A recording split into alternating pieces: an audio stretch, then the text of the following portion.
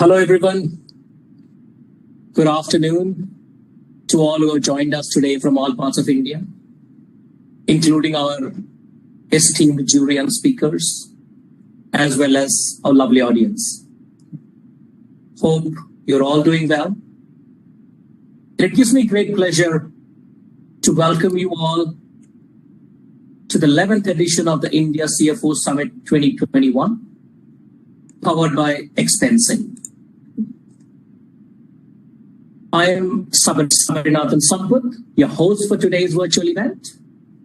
And to give a brief about myself, I'm the Chief Strategy Officer at Y19, a business unit of Zenith Technologies, a leading cloud and IT services distributor. As many companies today try to recover from the financial and operational impact caused by the onset of COVID-19, all eyes are on the CFO, the Chief Financial Officer. The pandemic has certainly accelerated the evolution of the CFO's role within an organization. If you look closely, the CFO is in a perfect position to strategically lead his organization forward against the crisis. There used to be days when CFOs used to be doing tactical things, firefighting on a daily basis. But now they moved on to more strategic visionaries. They're now expert at reading data, identifying trends, and joining the dots to see the financial consequences of any decisions what they make. They look at the future, they look for the longer term. And they are also now responsible for digitization, right? And they have a seat in all strategic company meetings, to work for the welfare of the overall organization, the people, and the processes included as well. But how do they go about this new and evolving role? The 11th edition of India CFO Summit with the theme CFO's role in the post-pandemic recovery will attempt to answer some of these questions as well. I'm glad we've been joined by some leading CFOs from across different industries for some closely knitted conversations and for some insightful sessions as well. The event will also felicitate the leading CFOs who are making a direct impact in terms of how they do their business and the industry at large. Before we move ahead, I would like to extend our thanks to the organizer of the event, Disintegration, and our title partner, Expensing. I would also like to thank our gold partner, KNAV, supporting partner, All India Association of Industries, knowledge partner, Practice, a tech partner, Zenith, and media partner, Y19. I would also appreciate the participation of the organizations who have submitted their nominations for the various CFO award categories at the 11th India CFO Summit 2021. I want to spend before we get into announcing the winners at the end of the event, we have a few important things which we would like to go through as a part of the agenda. Right? Let me quickly run through what we have for today. We'll start with a welcome address by Mr. Shabir Imani, followed by a keynote by Mr. Vivek Bhatia. We have two exciting panel discussions where we'll be joined by eminent set of panelists giving their thoughts, ideas, insights about various things in terms of how they have handled tricky scenarios, how to overcome them, etc. as well. We'll have a short presentation by a gold partner, Kena. And once the keynote and the panels are over, we will announce the winners for the CFO Awards 2021, followed by Thanksgiving and closing remarks by our esteemed jury members as well. Let's get started with the welcome address by Mr. Shabir, Founder Director Expensing. Let me give a brief intro about Mr. Shabir. Mr. Shabir is a disruptor of status quo. Right? Reinvention of the corporation and transformation management is essentially what he brings to the client partnerships, what he owns. It provides acute oversight into business processes, analyzing them, scrutinizing them, and using this experience optimizes them through software solutions. To give you a brief about expensing, the title sponsor of 11th edition of India CFO Summit. It is a global software company offering a complete range of spend management automation solutions.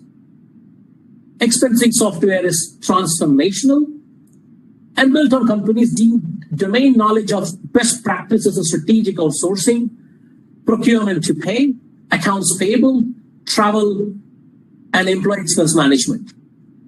The design philosophy is to build software that combines tight financial controls with ease of use for the end user. Expensing is headquartered in Mumbai and serves clients in India, Asia Pac, Americas, and the Middle East. Over to you, Mr. Shabir. We would love to hear from you. Thank you so much, Sabri. Sabri, you want to stop sharing and... Sure.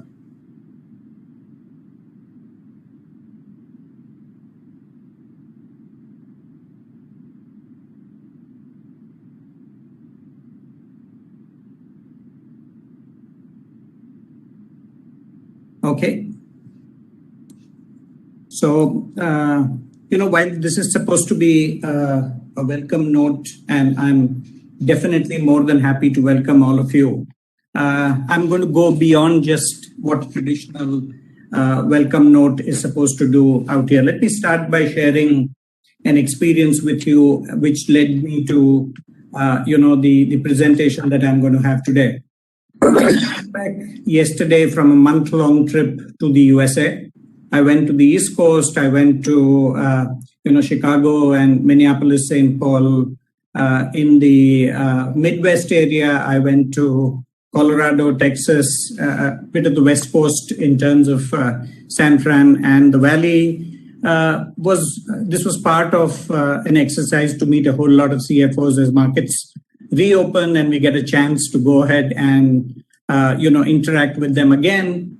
And one thing that I noticed across all of them is some level of discomfort. Like Sabri said, the CFO's role has become far more strategic.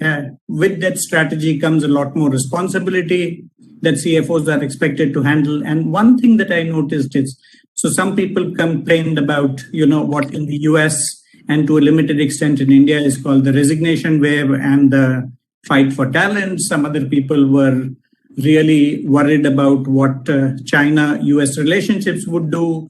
Others were worried about, issues happening at the ports and supply chain, the container shortages, the increase in shipping rates, so many different aspects that people were talking about. Some of them even had unease about the fact that they were expected to perform in very different ways from what was there earlier. And that led me to today's presentation, which says that is it the end of an era? Do CFOs really need a new perspective? I'm not going to use the normal hackneyed terms like we are in the new normal or we are in the VUCA world, because I think seminars tend to promote these kind of acronyms a lot. But what is the end of what era are we talking about? And really what we are talking about here is the fact that efficiency, which used to be the cornerstone effectively of everything that the CFO did, can that still be our North Pole? Can that be the guiding light for us as CFOs as part of the journey? And to kind of make that point, and I'm going to keep this kind of broadly at 30,000 feet level, let's talk about a few things. So my proposition here is it is time for CFOs to move beyond efficiency. Efficiency has served its purpose. Long live efficiency, and it has done whatever it needed to do in the past. But today we need to look at something else. And what is that something else that we are talking about? So efficiency has always been the key point of view of a CFO. This was reflected in various things, right from just-in-time inventory management, which is again something which a lot of the CFOs in the US had got burnt and their companies that got burnt with just in time, to economies of scale and how you think once you get the formula right, it's just about, building up scale, outsourcing and more. These were all, if you see something which is common across all of them, it is all derived from creating value out of efficiency. Long-term planning came automatically out of this. If you take something like just-in-inventory, it takes a long time to set up. It requires long-term partnerships. It requires things to fall in place. You need to have a 3 to 5 year plan to have partners who are willing to give you just-in-time inventory or economies of scale and building plans. So long-term planning is a natural corollary of that. And the CFOs were very comfortable with this because they were valued for this. They felt that the key value that they were getting, the value creation that they were getting, was out of this focus on efficiency. But there are two emerging counter forces which are becoming more resilient, more prominent by virtue of the kind of situation that we have gone through from early 2020. Resilience being one of them, and I'm sure you understand the difference between resilience and robustness, but I need to mention that to an extent, the focus has shifted from robustness to resilience because you can no longer necessarily predict everything that's going to happen. So how do you get back up to speed quickly is becoming important. And agility, and again, closely related to agility is the ability of the organization to adapt and adaptability. Though remember, all these four are different, but I'm going to stick to resilience and agility from. The important thing to note here is I'm talking about these two as counter forces. Why do I talk about them as counter forces? Because when you really start paying attention to resilience and agility, it will require you in many cases to move away from efficiency. They need a different outlook, they need a different approach, they need a different mindset. And only when that mindset and the realization that there is something new that is afoot and therefore a different way of operating and thinking is required, will CFOs really make way for the counter forces which are brought about by resilience and agility that I'm talking about here. Let's take a simple example to go ahead and do it. If you're building an application which will allow you to get more customers, you are working towards efficiency. But along with that, if you need to make huge investments in security or vulnerability testing and all of those things, those are not necessarily efficiency conversations, they are more resilience conversations. Or if you need to change that software very quickly based on what the market is demanding or what a competitor has come up with, again, that moves you away from the typical definition of efficiency to one of agility, where you need to respond quickly to what is happening in the market. So these two counter forces are coming. If it was just these two counter forces, and like I said, this came out of my discussion and the distillation of the discussion with the last 2 or 3 CFOs that I met in California, that this approach came up, is that not only are these counter forces and therefore now require me to do some kind of a balancing act, but it goes beyond that these two in themselves, which is resilience and agility, can often pull me in opposite directions. And therefore, the need for the balancing act which is required, because on one hand, resilience, which is the ability to bounce back from any kind of unanticipated events, requires a high degree of forecasting or the ability to look into the future and putting in place structures that will help you stay steady. So resilience is all about being steady in view of whatever is happening. Agility, on the other hand, requires you to keep things fluid, because the objective here is you don't necessarily know what market forces will bring to you, and if you still want to stay competitive. So a whole lot of different things. And again, exactly opposite from efficiency. Like agility requires personalization of what you're offering to your clients versus economies of scale, which is what efficiency would have brought you to. So the fact that on one hand you have resilience and agility, which are pushing you in slightly different directions from the traditional efficiency orientation of the CFO, and that there is some kind of pull and push between these two in itself, brings me to this picture here of the balancing act that the CFO needs to do between these three kind of things, which very often the CFO is called upon to simultaneously take care of all these three requirements of an organization. So this is the basic framework of the three forces which are at play, which a CFO, if he is really to play a strategic role in an organization and a role which is more relevant for the times that we are in, the fact that these three need to do. Being from the IT industry, I also thought that it makes sense to talk a little bit about how this thing is reflecting itself in the IT industry. So, the fact that there are these three forces, what does it change from the perspective of a CFO and how decisions are taken by organizations?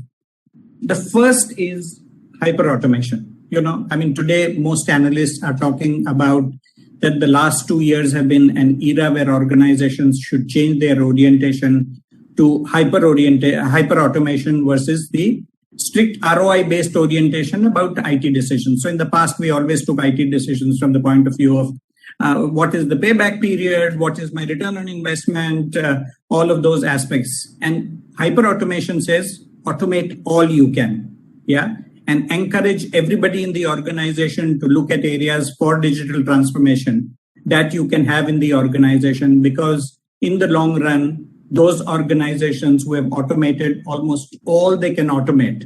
And I actually had one CFO who said, he fought in the organization to automate some areas whose ROI was not obvious.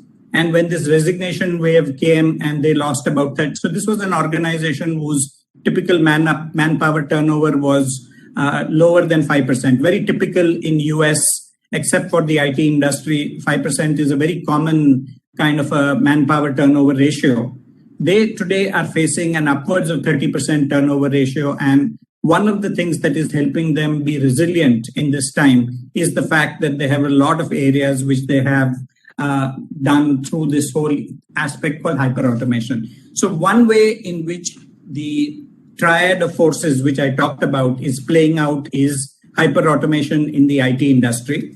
Another aspect in which, and this is a big one, especially for the manufacturing industry, that the 20th century kind of institution almost of efficiency, which is called the ERP, is no longer adequate or sufficient for the 21st century and the demands that it is making of organizations, of CFOs.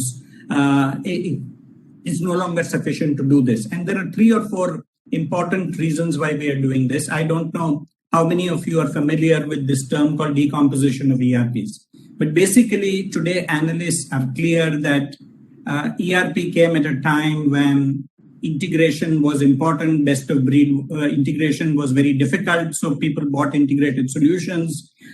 Best of breed was sacrificed, decisions were taken by few. These were like back-end record-keeping systems which were there. But today, we are moving to an era where more and more applications are going out of ERP. You would have already seen that CRM today, which earlier used to be part of ERPs, is almost never bought from ERP vendors.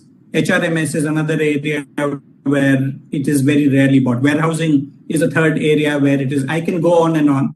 In fact, the area that we play in, which is the area of spend management, is another area where this decomposition of ERP and spend management with its areas like sourcing, procure to pay, all of those areas and the source to pay areas are beginning to move out of ERPs into best of breed specialized applications. So this is one aspect which is related to this trend. The second is organizations are realizing that their systems cannot just be internal, which is what ERPs typically were.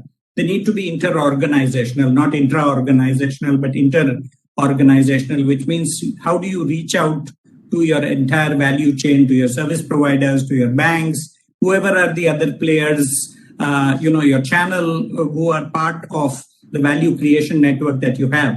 And the moment you talk about inter-organizational systems, then a lot of ERPs turn out to be inadequate and they need a lot of enhancement to be able to do this. Again, while ERPs were great for reflecting any update of records in all aspects of the business. In essence, they were a record keeping system.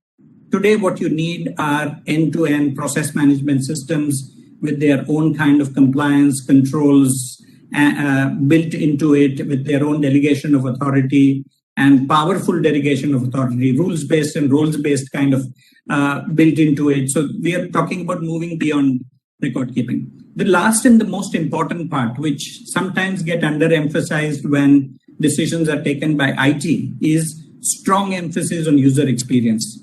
The number of systems which fail to get adopted today, and you will have this more and more as the new Gen X and Gen Y start coming into the organization and into positions where they influence what is used in organization.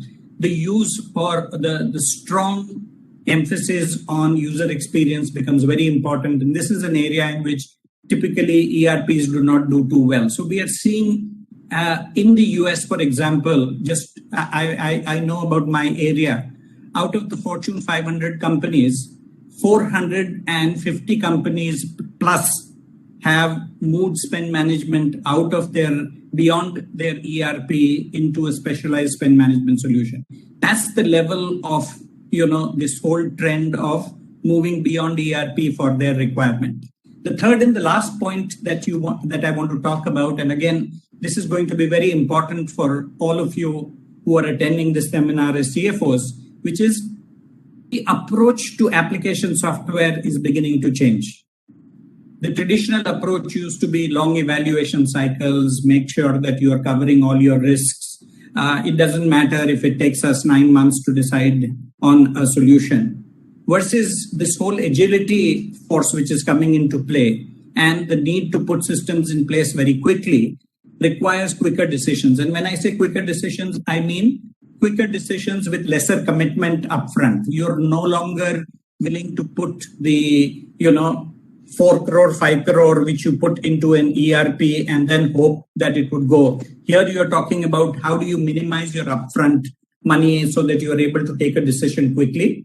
Quick experimentation and fail fast. So that word which used to be almost anathema to most CFOs, which is failing, is now part of the vocabulary. Yeah, we are doing this quick decision and we are minimizing our outlay in terms of both money as well as management bandwidth so that we will run with it for a time. But if we find that it is not working, instead of putting more and more energy and resources into it, we are going to fail fast. Yeah, you'll see that terminology from startups is beginning to come in here in how enterprise look at their application. Readiness to pivot. If an application isn't quite doing what it was supposed to, can some changes be made to it so that it can serve the purpose, or can a slightly different purpose be served? And if required, just abandon the whole thing, which comes from this fail fast aspect out here. The last, and again, not to this thing, one change which is happening, which I would strongly encourage all CFOs to do, is please involve all users of the system in the thing. That helps tremendously in adoption. So the enterprise application space is changing in this dimension. And if you do some of the things which are mentioned here, the way the whole thing will pan out in your own organization will be much better. So, so the tools to help, because of these three forces that are there, I'm saying the CFO is becoming like a trapeze artist. And in order to adapt to this, and this is not just for IT, but for all aspects that I'm talking about, planning cycles will have to be shorter with more openness to change. It's no longer going to be sacrosanct. It's going to be a guiding light, which if required, you're going to dim it, make it sharper, change where it is located in order to make it this thing.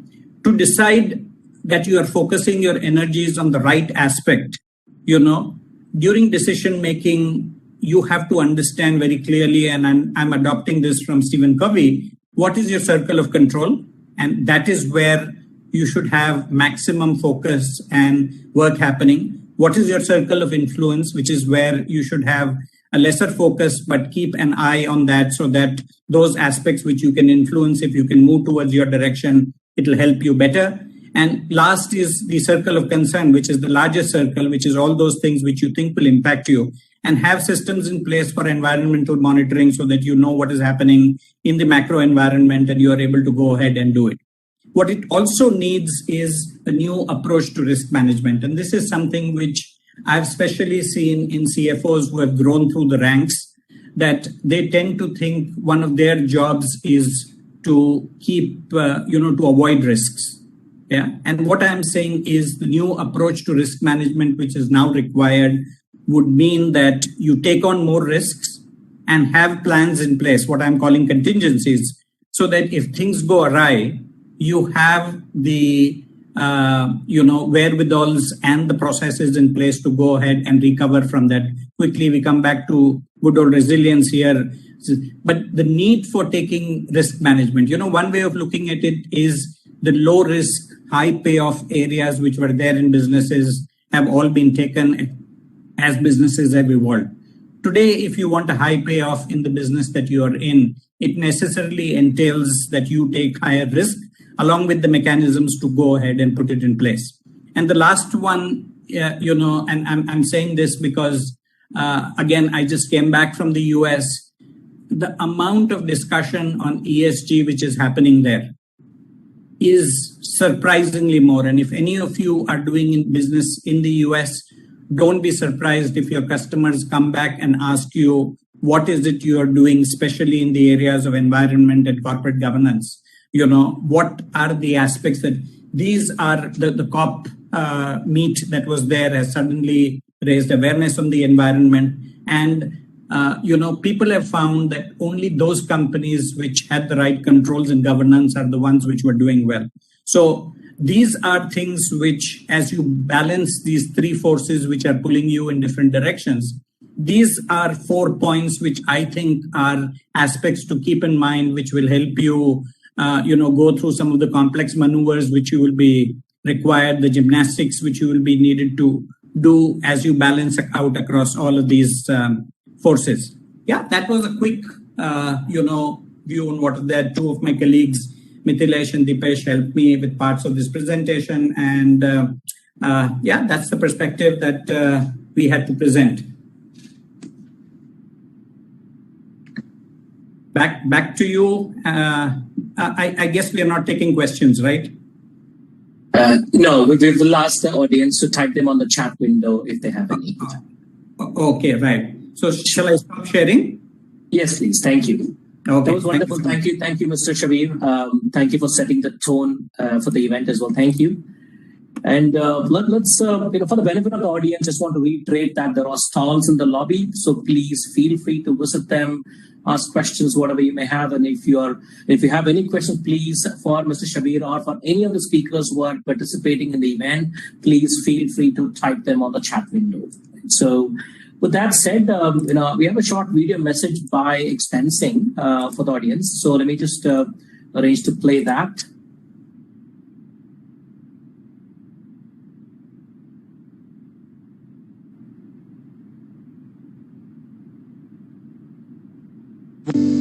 Every CFO and every CPO in the corporate world knows that there is leakage in enterprise spending, accidental wastage, maverick spending, fudging of expenses, redundant purchases. What if leakages could be reversed? Expensing spend management software. Reverse the leakage in corporate spending. Strategic sourcing. Procure to pay. Vendor portals. Asset management. Travel and expense. And budget control. Leakages reversed.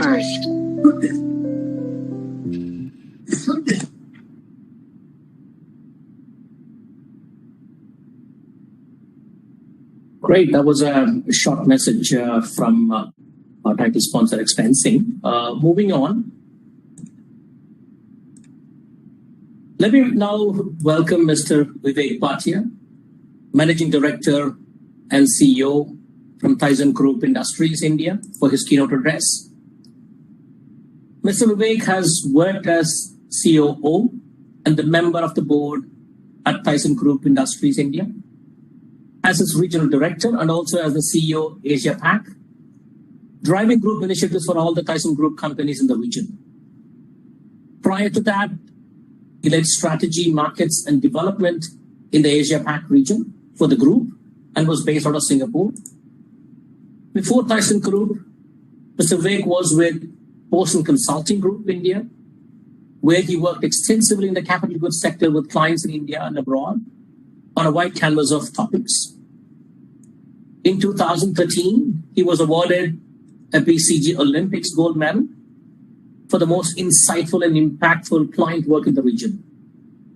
He earlier worked for several years as a design engineer for refineries and pipelines at Engineers India Limited. By the way, Mr. Vivek was also part of the jury today for the CFO Awards as well. Thank you, Mr. Vivek, for joining us today. Over to you. We would love to hear from you. Thank you, Sabri. And from my point of view, I think it's really great to be here and part of this wonderful event. And firstly, let me congratulate all the winners. I know there is still some suspense around it, but really, I think as and when the names get announced, and I have the privilege of having seen the list, I think all of them are distinguished professionals, and they've really demonstrated, in these challenging times, their credentials as truly top of the class CFOs. So congratulations to all the winners, and looking forward to the awards later in the day. I would also take the opportunity to thank fellow members of the jury. I think it's really fantastic what has emerged as an outcome. Let me also thank all the distinguished guests who are here with us. And particularly, it was very nice to hear Mr. Imani share his thoughts in the welcome address. And and last but not the least,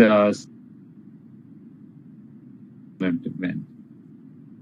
Now, when I was asked to take on the task of delivering the keynote address,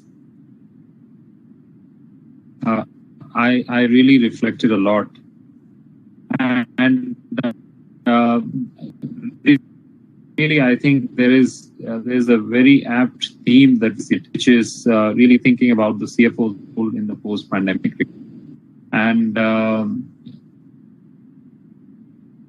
we all know we are still in the middle of a pandemic.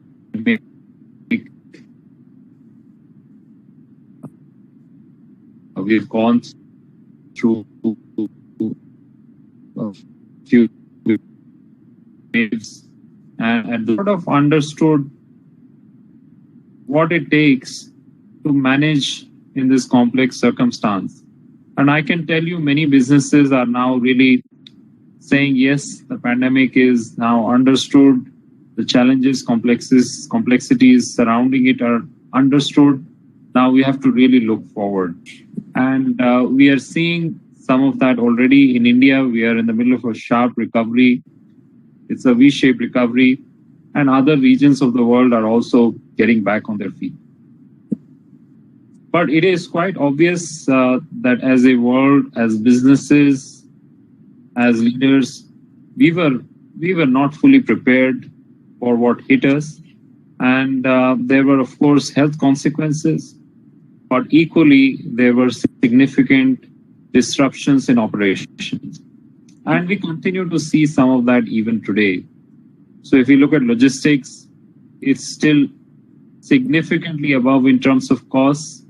And even if you're willing to pay, the reliability of getting your things across continents in time is still quite questionable. So we are really going through this unprecedented phase. And at the same time, I think the challenge is everybody is turning around and asking leaders, and particularly CFOs, what's next? Well, I think apart from the pandemic, there are a few things that we should keep in mind. One of them certainly is what's happening around the entire sustainability and climate agenda. A few weeks back, I was part of the COP26, and I had the opportunity to talk about what is going to be financed. And trust me, this is again going to be a big topic that's going to sit on the CFO's table.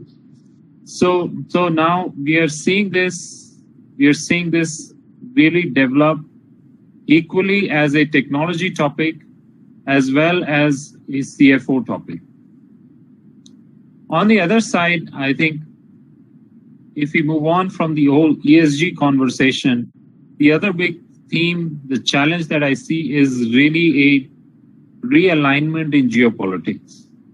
So we are seeing a major change in the way the global economy is going to get wired up, and this is started. This is going to accelerate. We've heard about the Quad. We've heard about various other alignments, acronyms, and this is something I can definitely see as a world in transition, as a world in reconfiguration mode.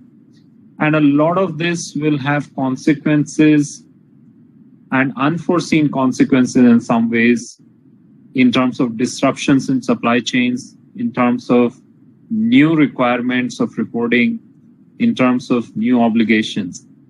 And again, a good part of this is going to show up on the CFO's table. If we look beyond that, I think technology is really transforming the industry and business in all aspects. And this is something we also heard in the earlier presentation as well.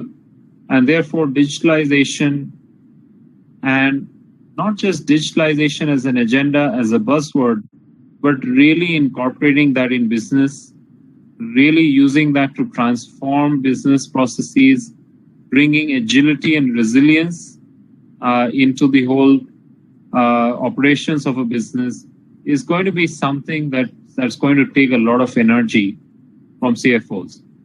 So all of this I've described is something that's only accelerated, it's gotten amplified over the last, I would say, couple of years. And all of this is new. It's on top of what we would see as the classic CFO agenda, which would be, controlling accounting and risk management, compliance topics, managing inventory, things like that. So what we are seeing is that on top of the core function that any CFO is expected to do, we are going to see an addition of so many other topics and so many other agendas that need to be tackled. Now, what does therefore the path look like, and what would be the characteristics or skills or attitudes that a CFO needs to incorporate to be able to tackle this challenging landscape of topics? So let me highlight maybe five key points which I believe are extremely important for any CFO to be able to navigate this minefield of topics. First and foremost, I think CFOs cannot be spectators. You have to raise the hand. And when I say raise the hand, I mean you have to be involved. You have to look down the corridor. You have to look around your organization, and you really have to, get involved in new areas and be involved in shaping many of these discussions, taking the initiative to shape the discussion and also the agenda that will be there in front of various parts of the organization. So really raising the hand in terms of being available for the discussions, being involved in the discussions, and really taking on more responsibility so that you're not caught unawares. So that to me is really the first point. The second, to be effective in that additional scope of work, as a CFO, you need to be up to date. And this is something where most attention is required, and particularly at this point in time when we are looking at a post-COVID phase in the coming months. And what do I mean being up to date? Well, quite simply, as I was mentioning, CFOs can no longer wait for regulations to come to them. In fact, they have to be the one who have to be involved in shaping many of these conversations. They need to understand what is ESG all about and really what is going to come onto my table. And they need to be able to anticipate that, and they need to be able to prepare their organization for that. So therefore, being up to date about whether it's ESG, whether it is digitalization, whether it is the dynamics of a post-pandemic world, just getting into understanding more deeply what's happening will really be an eye-opener for CFOs and will make a world of difference for them to be able to prepare their organization for the upcoming challenges and complexities. And bear in mind, when we look at the core aspects of what CFOs do, it's not easy to drive change. In every organization, there are established processes. You have an alignment with your auditors. You have IT systems.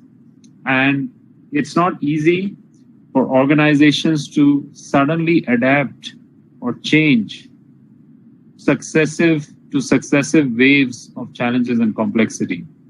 Therefore, being up to date and being aware of what's coming on the horizon is extremely important for CFOs to navigate better in this time. The third thing I would say is being dexterous. And what do I mean by being dexterous? It's really the way of working has to be reimagined. And it's not just the classic case of being in a hybrid work environment, having certain people in office or at home. That, I think, is really already par for the course. That's something that's going to happen anyway.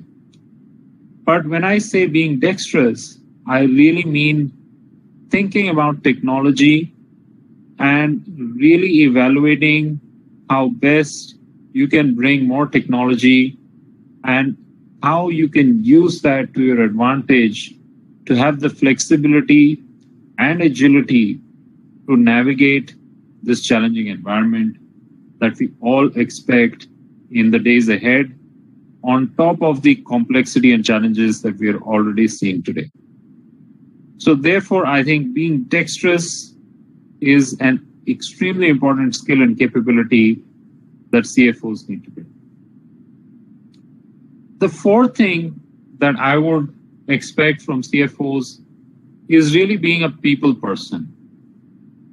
And this is something that somehow, gets sometimes sidetracked in an increasingly automated world. At the end of the day, I think every business is about people.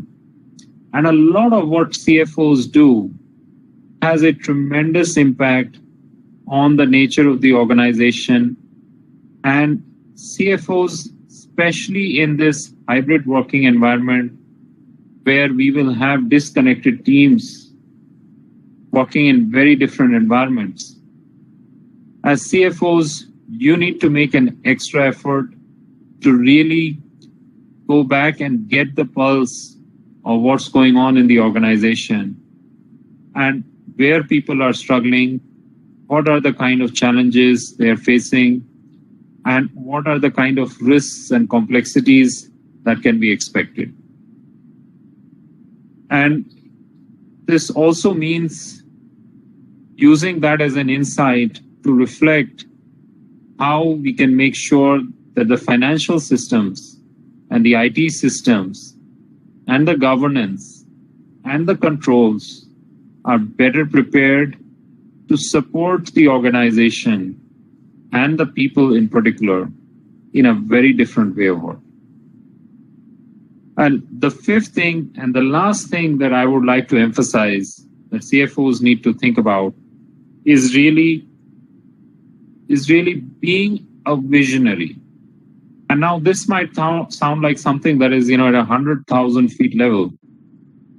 But I think it's extremely important to move away from just being the bean counter to being the guy who's just counting the numbers and reporting the numbers, to really taking 2 steps back and reimagining the world.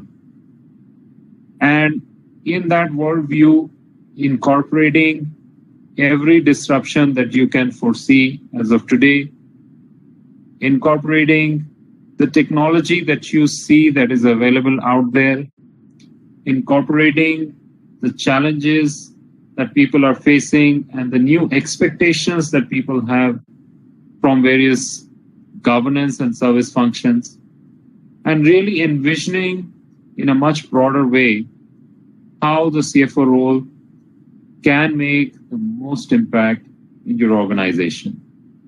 And mind you, this is not something that you can do in a very generic term. This is something which has to be contextualized to the specific circumstances of your business. And every business is unique. I can tell you, if you are in a particular industry, you might look left and right and see businesses whom you're competing against, but each and every business is unique. And therefore, the vision of the future that you need to create needs to incorporate the specificities of your challenges. It needs to incorporate the specificities of the culture that you have in your organization. And as a CFO, I think it's very important to really take those 2 steps back and reimagine the organization that will survive and thrive in the dynamic world that we are really experiencing together. So let me try and summarize that once again. Raise your hand and really be there to shape the agenda. That, I would say, is the first thing. Second, be up to date. Make sure you're informed. Make sure that you're aware of what's on the horizon and what's going to hit you. Third, be dexterous. Make sure that you're moving fast, that you're moving with agility, that you're making sure that you have systems and organizations that can respond and react fast. 4, being a people person and not just fading away or disappearing behind a wall of systems, rules, and processes, but really being front and center and in conversation with the organization below you, around you, above you.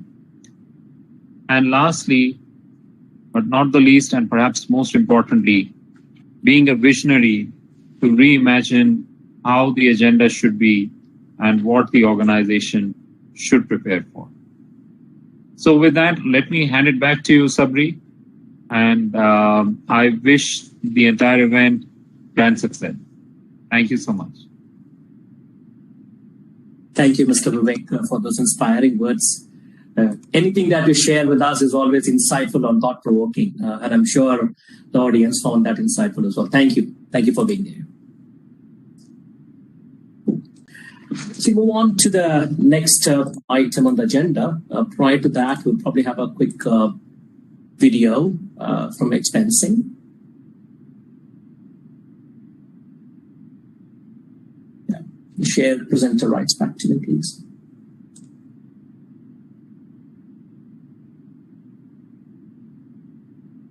Thank you.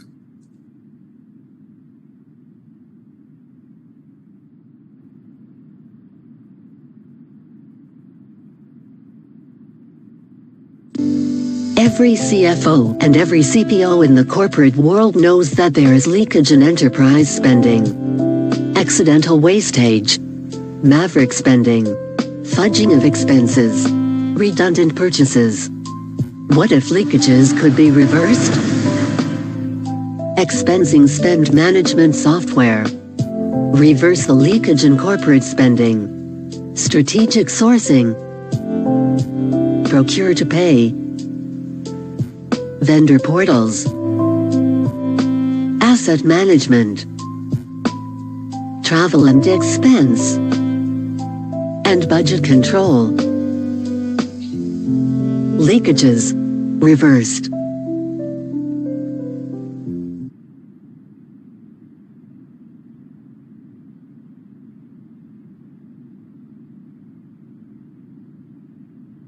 Great. With that, we move on to the next item on the agenda. We have a presentation by our gold partners, KNAV.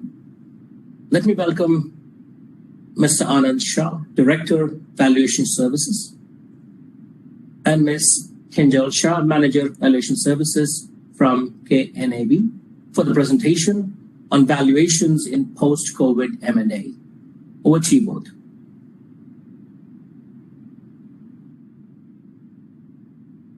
Hi, Sabri. Just let me share my screen. Sure, yeah.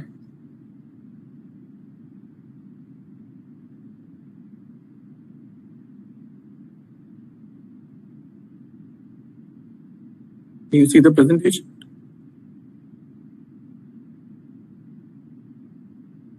Yes. Yeah. Okay. Good afternoon, everyone. It's truly a privilege to be addressing an audience comprising of such eminent CXOs and controllers. You all are well aware of the challenges that COVID-19 threw at companies of all sizes. Initially, it had halted almost all operations, locked majority of the world's population inside their homes. And the lack of preparedness, along with the lack of precedence to face such an event, left several companies, irrespective of the size, struggling to adapt. Companies which were quick on their feet and were able to capitalize on this uncertainty saw a tremendous increase in their business operations as well as their valuations. The novel environment resulted in companies, considering mergers, acquisitions, and corporate restructurings as a key consideration for realigning the strategic plans to be able to compete and survive. Now, almost 2 years later, we can see that, similar to most economic downturns, some companies were able to profit from the weakening economy, while some were forced to either downsize or altogether cease operations. Several companies expanded their service portfolios or product portfolios using mergers and acquisitions as a tool, while certain companies divested non-operating assets or divisions. Regardless of the strategy undertaken by corporations, CFOs were faced with major hurdles in forecasting cash flows and performing reliable valuation given the unpredictability of the pandemic. Think about it. When during the pandemic, when it started, there were several M&A transactions probably going on. And because of the way the markets were, the volatility that it experienced, most of the transactions, land up happening on a particular multiple that they see in the market. Now, because of the volatility, the multiples like a price to earning, EV to revenue, or EV to EBITDA went for a toss. So, not very reliable at that point in time. Even a discounted cash flow approach, which is another method that, experts use to determine the value of a company, started becoming more subjective, since the premise of the DCF is the forecasted cash flows. And in the pandemic scenario, because of the uncertainty, you could not really entirely, rely on those cash flows that the management prepares. This made, experts realize that the one-size-fit-all valuation methods would not really work, at least in the pandemic. What was needed was a deep understanding of the long-term impact of the pandemic on the operations of the company, the industry in which it operates, as well as the region in which it operates. As a result, valuers started looking at, various different tools to incorporate such uncertainty. For example, we started using multiple scenario analysis. started using a higher discount rate to incorporate the risk of the uncertainty. Maybe also apply, certain discounts to the overall valuation for lack of liquidity, or rather the lack of marketability. So it really posed a challenge as valuers to us to, how do you determine the value of a company in a scenario like this? And in spite of all of these challenges, there was actually no dearth in the M&A activities over the past 2 years. Let's have a look at some statistics that we have. So obviously, as expected, the M&A activity was characterized by a slowdown in the first quarter of 2020.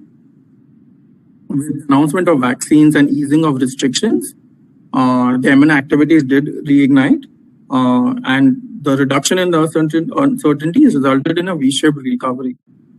In fact, M&A activity cost $2.2 trillion in value up to October 2020, with the Q4 of 2020 being the third strongest quarter for mergers and acquisition in the last 2 decades.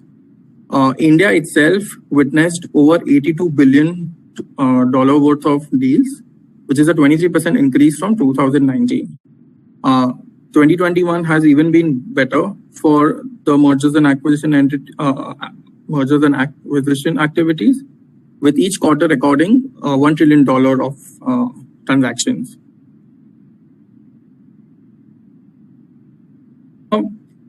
So, while valuation plays a very important role when you are doing a transaction, even post-transactions, the way our financial reporting standards are aligned require certain valuation analysis to be performed post the transaction has been consummated.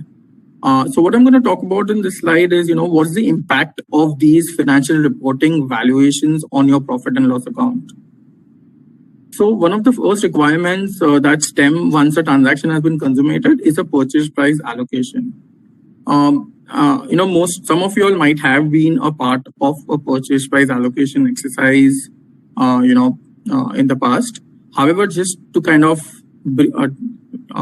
discuss a brief about it, it is essentially an exercise wherein you segregate the total purchase consideration that you paid to acquire a company amongst various liabilities, tangible assets, and identifiable intangible assets that were acquired in the course of the acquisitions.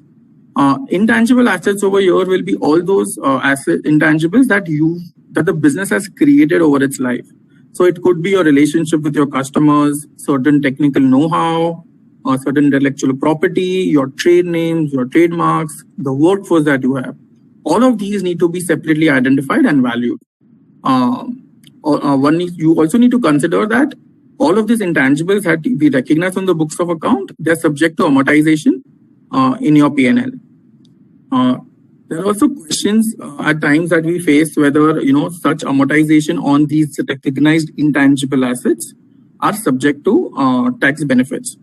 That really would depend, upon the structure and the geography in which the transaction has taken place.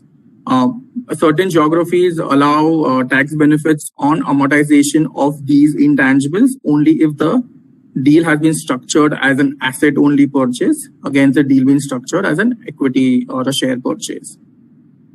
The second valuation aspect post-transaction is the fair valuation of earnouts. Earnouts are also known as contingent consideration. These are very commonly used tools by M&A professionals, especially when there is a deadlock on the purchase price. What happens at times is, the buyer says that, probably the next year's revenue that the target could achieve, maybe let's say it's 200 crores. However, the seller is adamant on that, it would be 250 crores and your transaction is to be closed at, let's say, 2 times of the future revenue. In such a scenario, what typically a buyer would do is, pay 200 into 2, that's around 400 crores upfront, and say that, if the company lands up making 250 crores in the next year, then the 50 crores into 2 times 100 crores would be paid off after a year. So that 100 crores is essentially the earnout. The financial reporting standards require these earnouts to be fair valued using either probability weighted approach or certain option pricing methods, mainly the Black-Scholes or a binomial lattice or even an option pricing model. While most of the purchase consideration that you pay is kind of capitalized in the books of the acquirer as an investment, earnouts which are structured in a typical manner actually land up hitting your profit and loss account post-acquisition. So what the accounting standards talk about is if an earnout is linked to a promoter continuing in the business, then any amount that is paid to him is, rather than capitalizing it as an investment, goes as an expense in your post-acquisition profit and loss account. So in our example, if you had linked that if the company achieves 50 crore of revenue and the promoter continues staying as a member of the post-acquisition entity, then a payout would be made. Then in such a scenario, this payout would be recorded as an expense in your profit and loss account. The third one is an impairment testing. This is something very common. I'm sure all of us have heard about it and maybe even gone through this. But just because of COVID, what has happened is while India AS requires an annual impairment testing to be done, it also asks you to look a test for goodwill impairment if there are any triggering events. And COVID-19, obviously being a macro event, is a triggering event. And as a result, a lot of companies were required to do a impairment testing in the middle of their year. And obviously, any impairment charge is directly recorded in the profit and loss account. I'll hand it over to Kinjal for the rest of the presentation.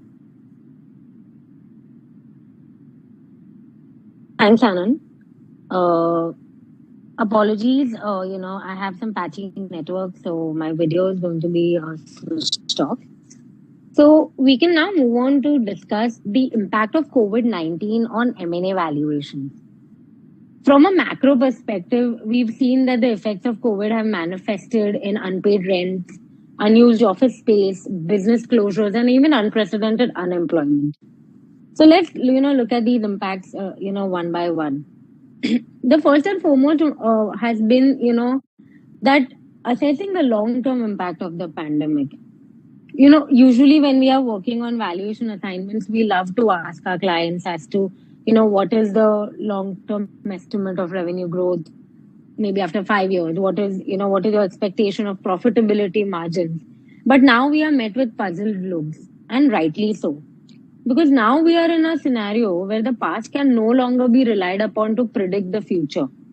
There has not been any pandemic recently for us to rely on. And the most recent one happened more than a century ago.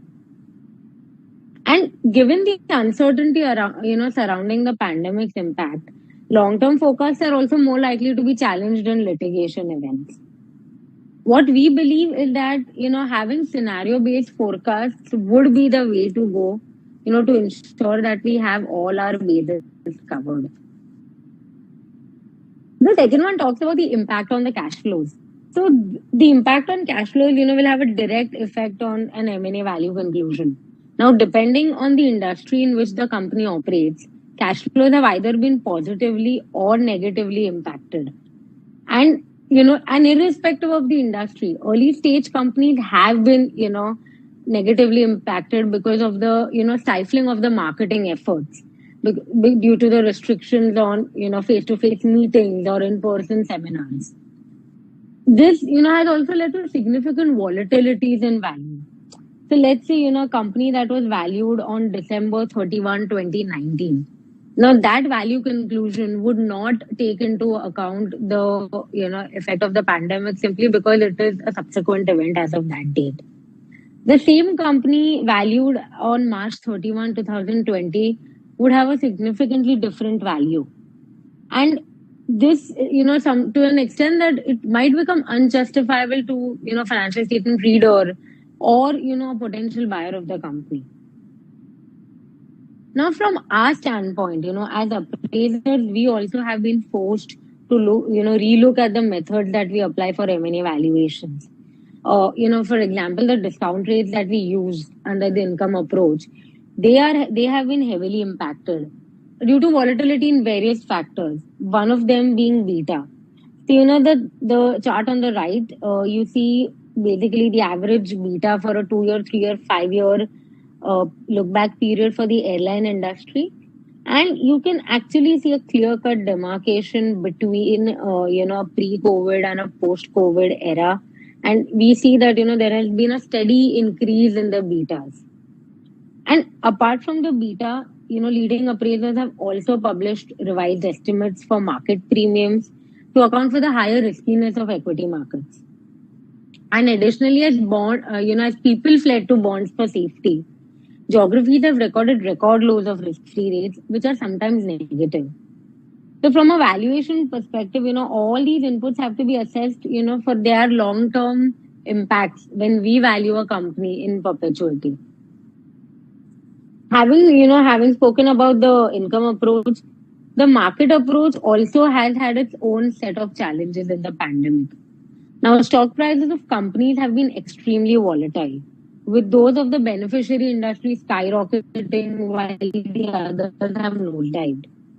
In such a case, considering the share price on a single day may not be appropriate.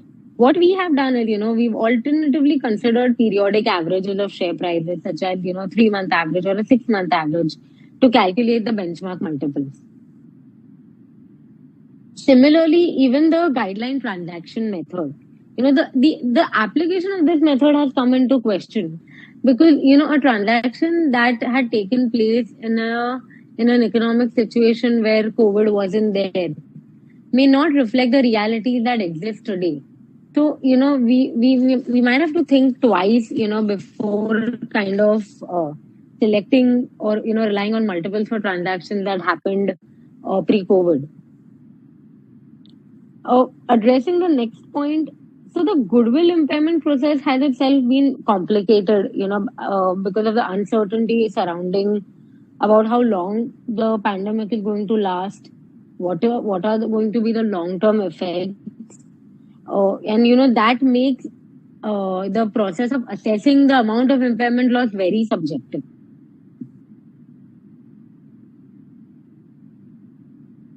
Impairment testing for goodwill is mandatory. Ongoing deterioration in economic conditions and the negative effect on earnings and cash flows have also triggered the need for, interim goodwill testing for many companies, as Anand mentioned. Managements typically begin considering if a triggering event has occurred by evaluating the macroeconomic changes. In this case, geography plays a pretty key role.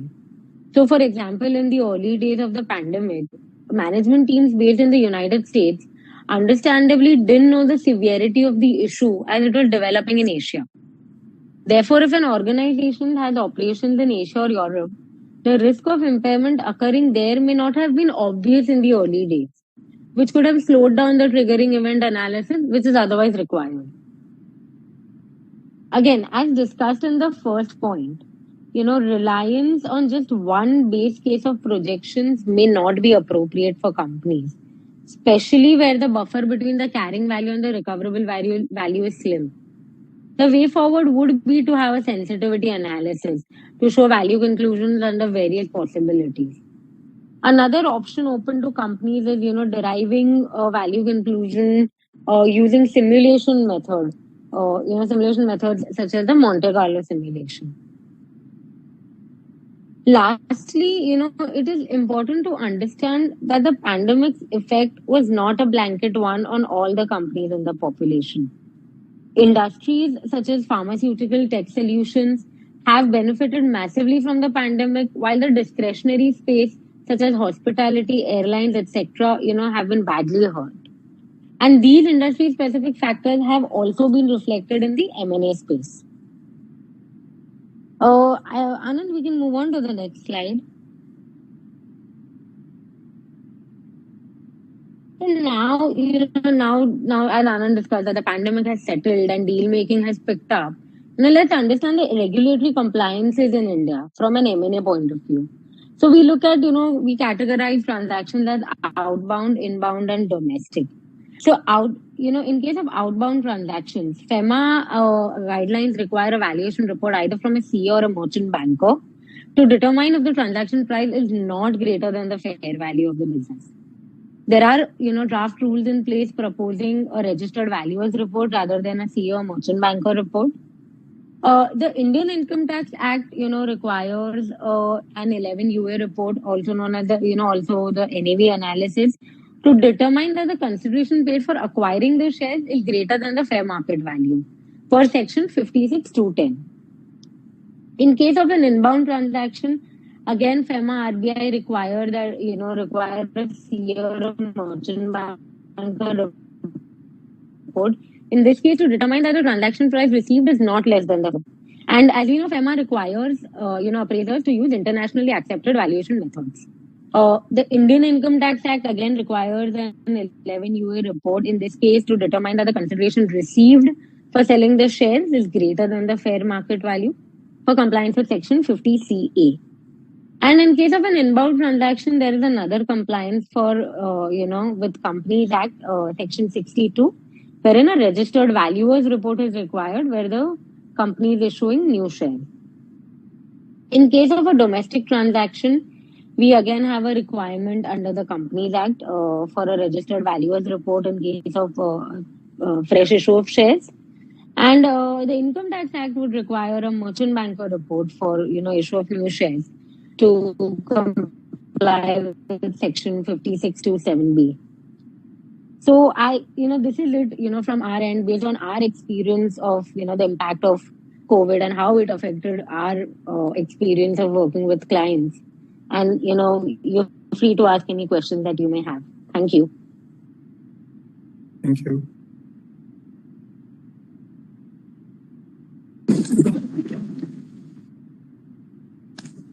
Thank you, Mr. Anand and Ms. Kinjal, for that detailed presentation.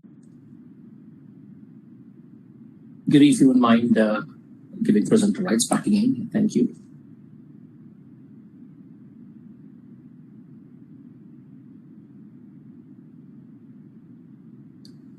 Now it's time for the first panel discussion for the day, the CFO's role in post-pandemic recovery.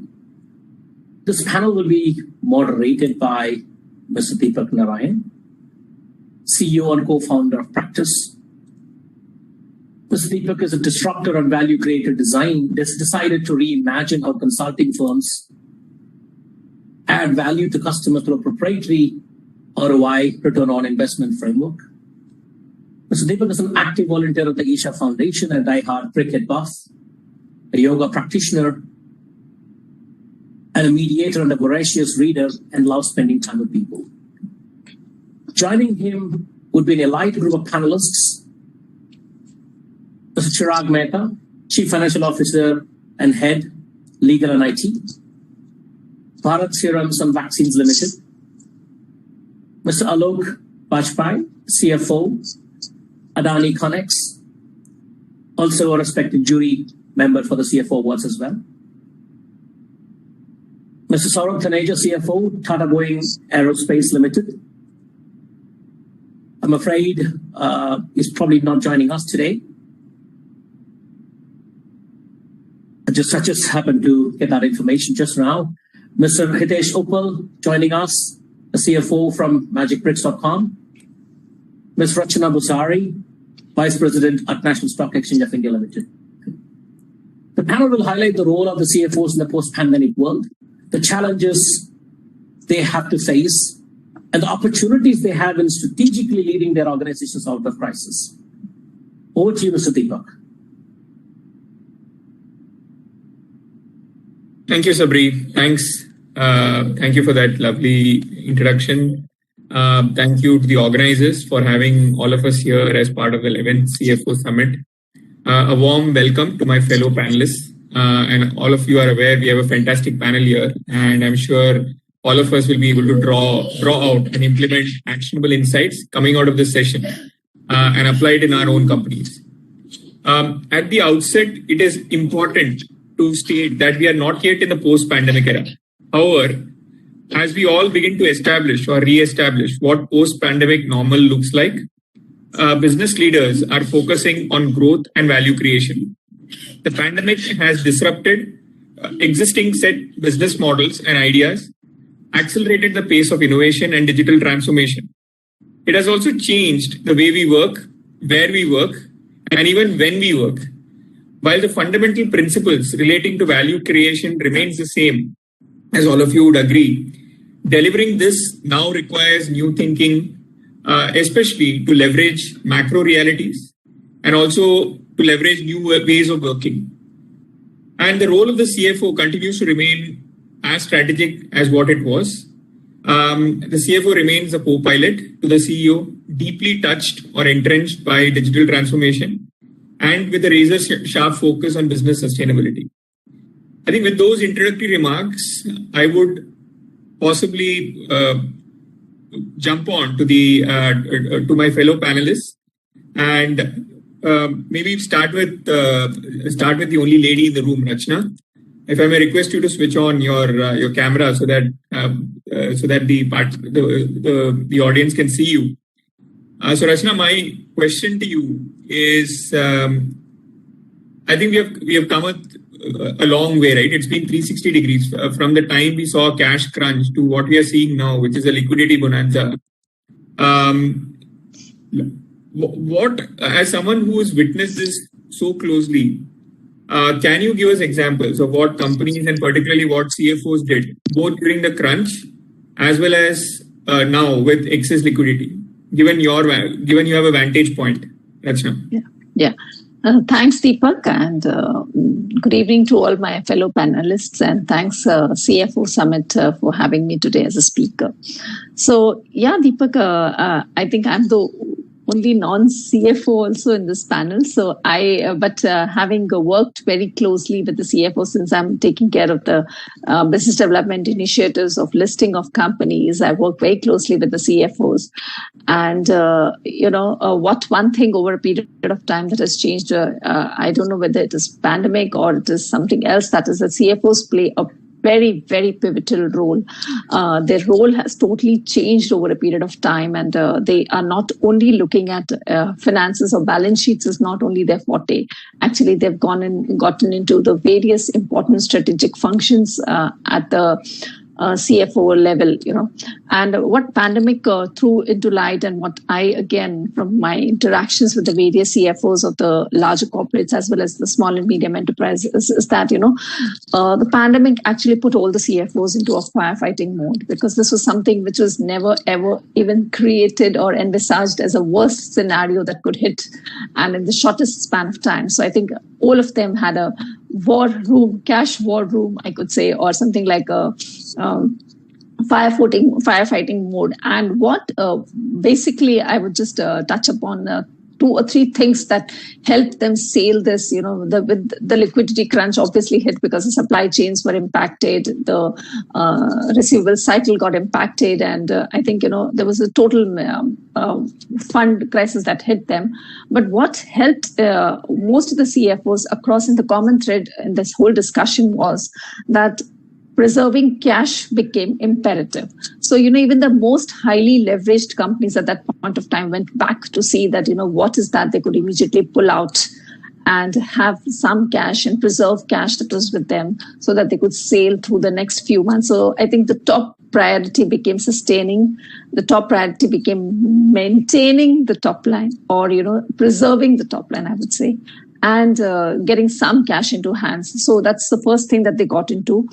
Assessing risks. I think the next point was, once they were able to do something, then they started assessing the risks that were hitting them, the scenarios that got created out of it, and what they could be hit again from which angle is what second thing that was totally examined by them. And then obviously the financial plan was being worked upon. The whole thing was being redone, considering that, people are away, you need to set up more of digitization, because everything suddenly came to a halt and people were expected to work from home. And most of the SME companies, I would say, and even the larger corporates, had not envisaged a scenario where, the people would not be in office and be not able to actually come, and they needed to support them with the equipments, with the information and the seamless access to data so that they were able to work effectively. So what this pandemic crisis also saw CFO playing a major role in digitization of the company. And what changed in the mindset, and especially I would say for the smaller companies, is the fact that, digitization and information technology spending on upgrading your technology was not considered to be an expense. It was looked upon as an investment, because that was the mindset that we saw people change, CFOs change, that yes, they were not incurring expenses on this. It was the need of the hour, and it was an investment which would really help them overcome this and function normally. So that was an important thing. I think most of them got into anticipating what is the risks involved and what would be the action plan. That's another thing that across the thread we saw CFOs working on. And diversifying and seeking new lines of credit became the next discussion. In fact, I think this is the time when most of the CFOs dwelled upon, what were the government grants that they could take advantage of, and what are the various subsidies that were being offered, and how they could leverage on that and seek to keep their company and the capitals in place so that they could meet their day-to-day challenges and their day-to-day liquidity crisis that they were coming across. Right. So in your own experience, thanks Rachna for summing that up. So in your own experience, how is it all looking at this point in time? What's the change that you see when you interact with CFOs as compared to 18 months back? Yeah, so I think one is that the stock markets have been quite lucrative with respect to investing, and one is that. The second is most of the companies have found this as a good alternative to raise funds using the capital market. So you've seen the unprecedented IPOs hitting the capital markets this year, and the CFO role has overall evolved during this whole thing about going listing. He plays the most critical role during the listing, the entire process of due diligence or the valuation process that gets evolved with the merchant bankers. So I think that's one important thing. And the companies are able to actually, place themselves in very well with respect to the valuations that are happening around and tap the capital markets. Another important thing that CFOs are doing is that, they're able to actually gear up themselves in such a manner that they are able to get the maximum advantage of this buoyancy in the capital markets that is there, and come up with their filings as soon as possible so that they are able to hit the capital markets at the right time when the interest of the investors is very large. And specifically, the liquidity in Indian markets is afresh. You have newer investors who have come in. Every month we see around 25 lakh of demat accounts being opened up, and I think this is what CFOs are keeping tab on. That the markets are doing well. The new investors are coming in. A new breed of investors are coming, and unicorns are tapping the markets. So I think it's all positive signals out there, and they don't want to miss the bus. And that is how they're all gearing up to ensure that if the company is in right size or the right, I would say the right structure is in place, then, and IPO is what was in the design somewhere down the line, they've all geared up to ensure that they are there at the right time during this period. Yeah, thanks, Rachna, for those opening remarks. Alok, maybe I'll come to you. I think you have had an interesting 18-20 months, right? So you were with NTT when the crisis kind of originated, and now you're with Adani. So were there any lessons for all of us to learn? I mean, what did you pick up during the pandemic, and what is it that you could apply at Adani? I mean, give us 2 or 3 examples. I think you're on mute, Alok.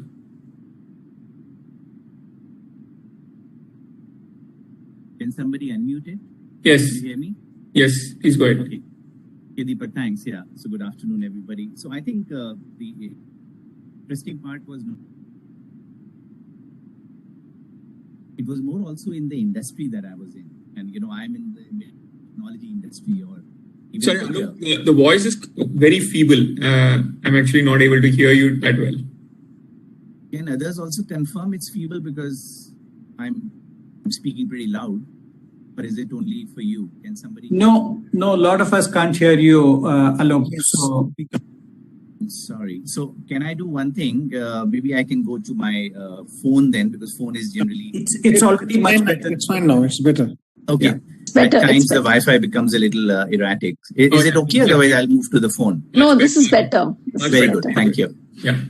Yeah, Deepak, so I was just saying, sorry to repeat again, but I said not only the two companies that I was in NTT and then Adani now, I think it was the industry, which is very interesting. And I think we have all spoken, Rachna has also emphasized about technology and digitization. And I am in the data center industry, which is going to be the future. Of course, the data market and the cloud market is going to be the future. I mean, we are growing at about 30% CAGR in terms of the data centers and also in the cloud industry in general. So I think some of the learnings that we had, obviously in this last 2 years, was learnings which actually I would have always been kind of a proponent of. I mean, I have done other speaking assignments where I've been talking about these things even before the pandemic hit. So I think the pandemic was a trigger point, to say the least. And I think digitization, as I kept on saying, definitely was one, because digitization does not only provide us the disaster recovery, but it's becoming a business continuity tool for all of us. For example, if I go back to my days in NTT where this hit us, there were two things that we immediately did. We were very proactive. So obviously we talk about being nimble and agile. I think being proactive helped us a lot, because as soon as we heard that this is happening, immediately we started issuing laptops, for example, to every employee. And we took a decision actually at that point of time itself that we will scrap all the desktops and make everybody have laptops, because this makes your team extremely agile and nimble. They can work from anywhere and stuff like that. So those were the kind of things that we immediately did. The other thing also was that there are a lot of people, it's not only a service industry for us, it is also a hardcore manufacturing industry, because we build the data centers. So there is a lot of operations that are happening on site, the real estate build that's happening. And though there were a lot of people who were working from home for the last 1.5, 2 years, unfortunately that can happen in an IT industry or a service industry. We also had a lot of people who are working on site, and they worked on site 24/7. Throughout this pandemic. One was because to maintain the operations of the data center, it falls under essential services, and of course also for construction of the new data centers. What we went ahead and did was that we were extremely, and I wouldn't call it being generous, I would call it being obliged to the people who were actually, risking their life and coming and working for us on those days. We provided them the best of hotels next to our office. We provided them complete food and transportation and stuff like that. So I think it was a recognition from the company to the staff saying that you people are doing whatever best you can under these circumstances, and we are not going to hold back the expenses that we would want to incur on you, or the investments we would want to do. So I think the importance of having the right people and investing in those people and being thankful to them and providing them what they need was another learning, I think, which we felt. And even for the people that were working from home, we tried to do a lot of stuff, whether it is online events or whether it's thanking them on their birthdays and sending cake home, even when the pandemic is there.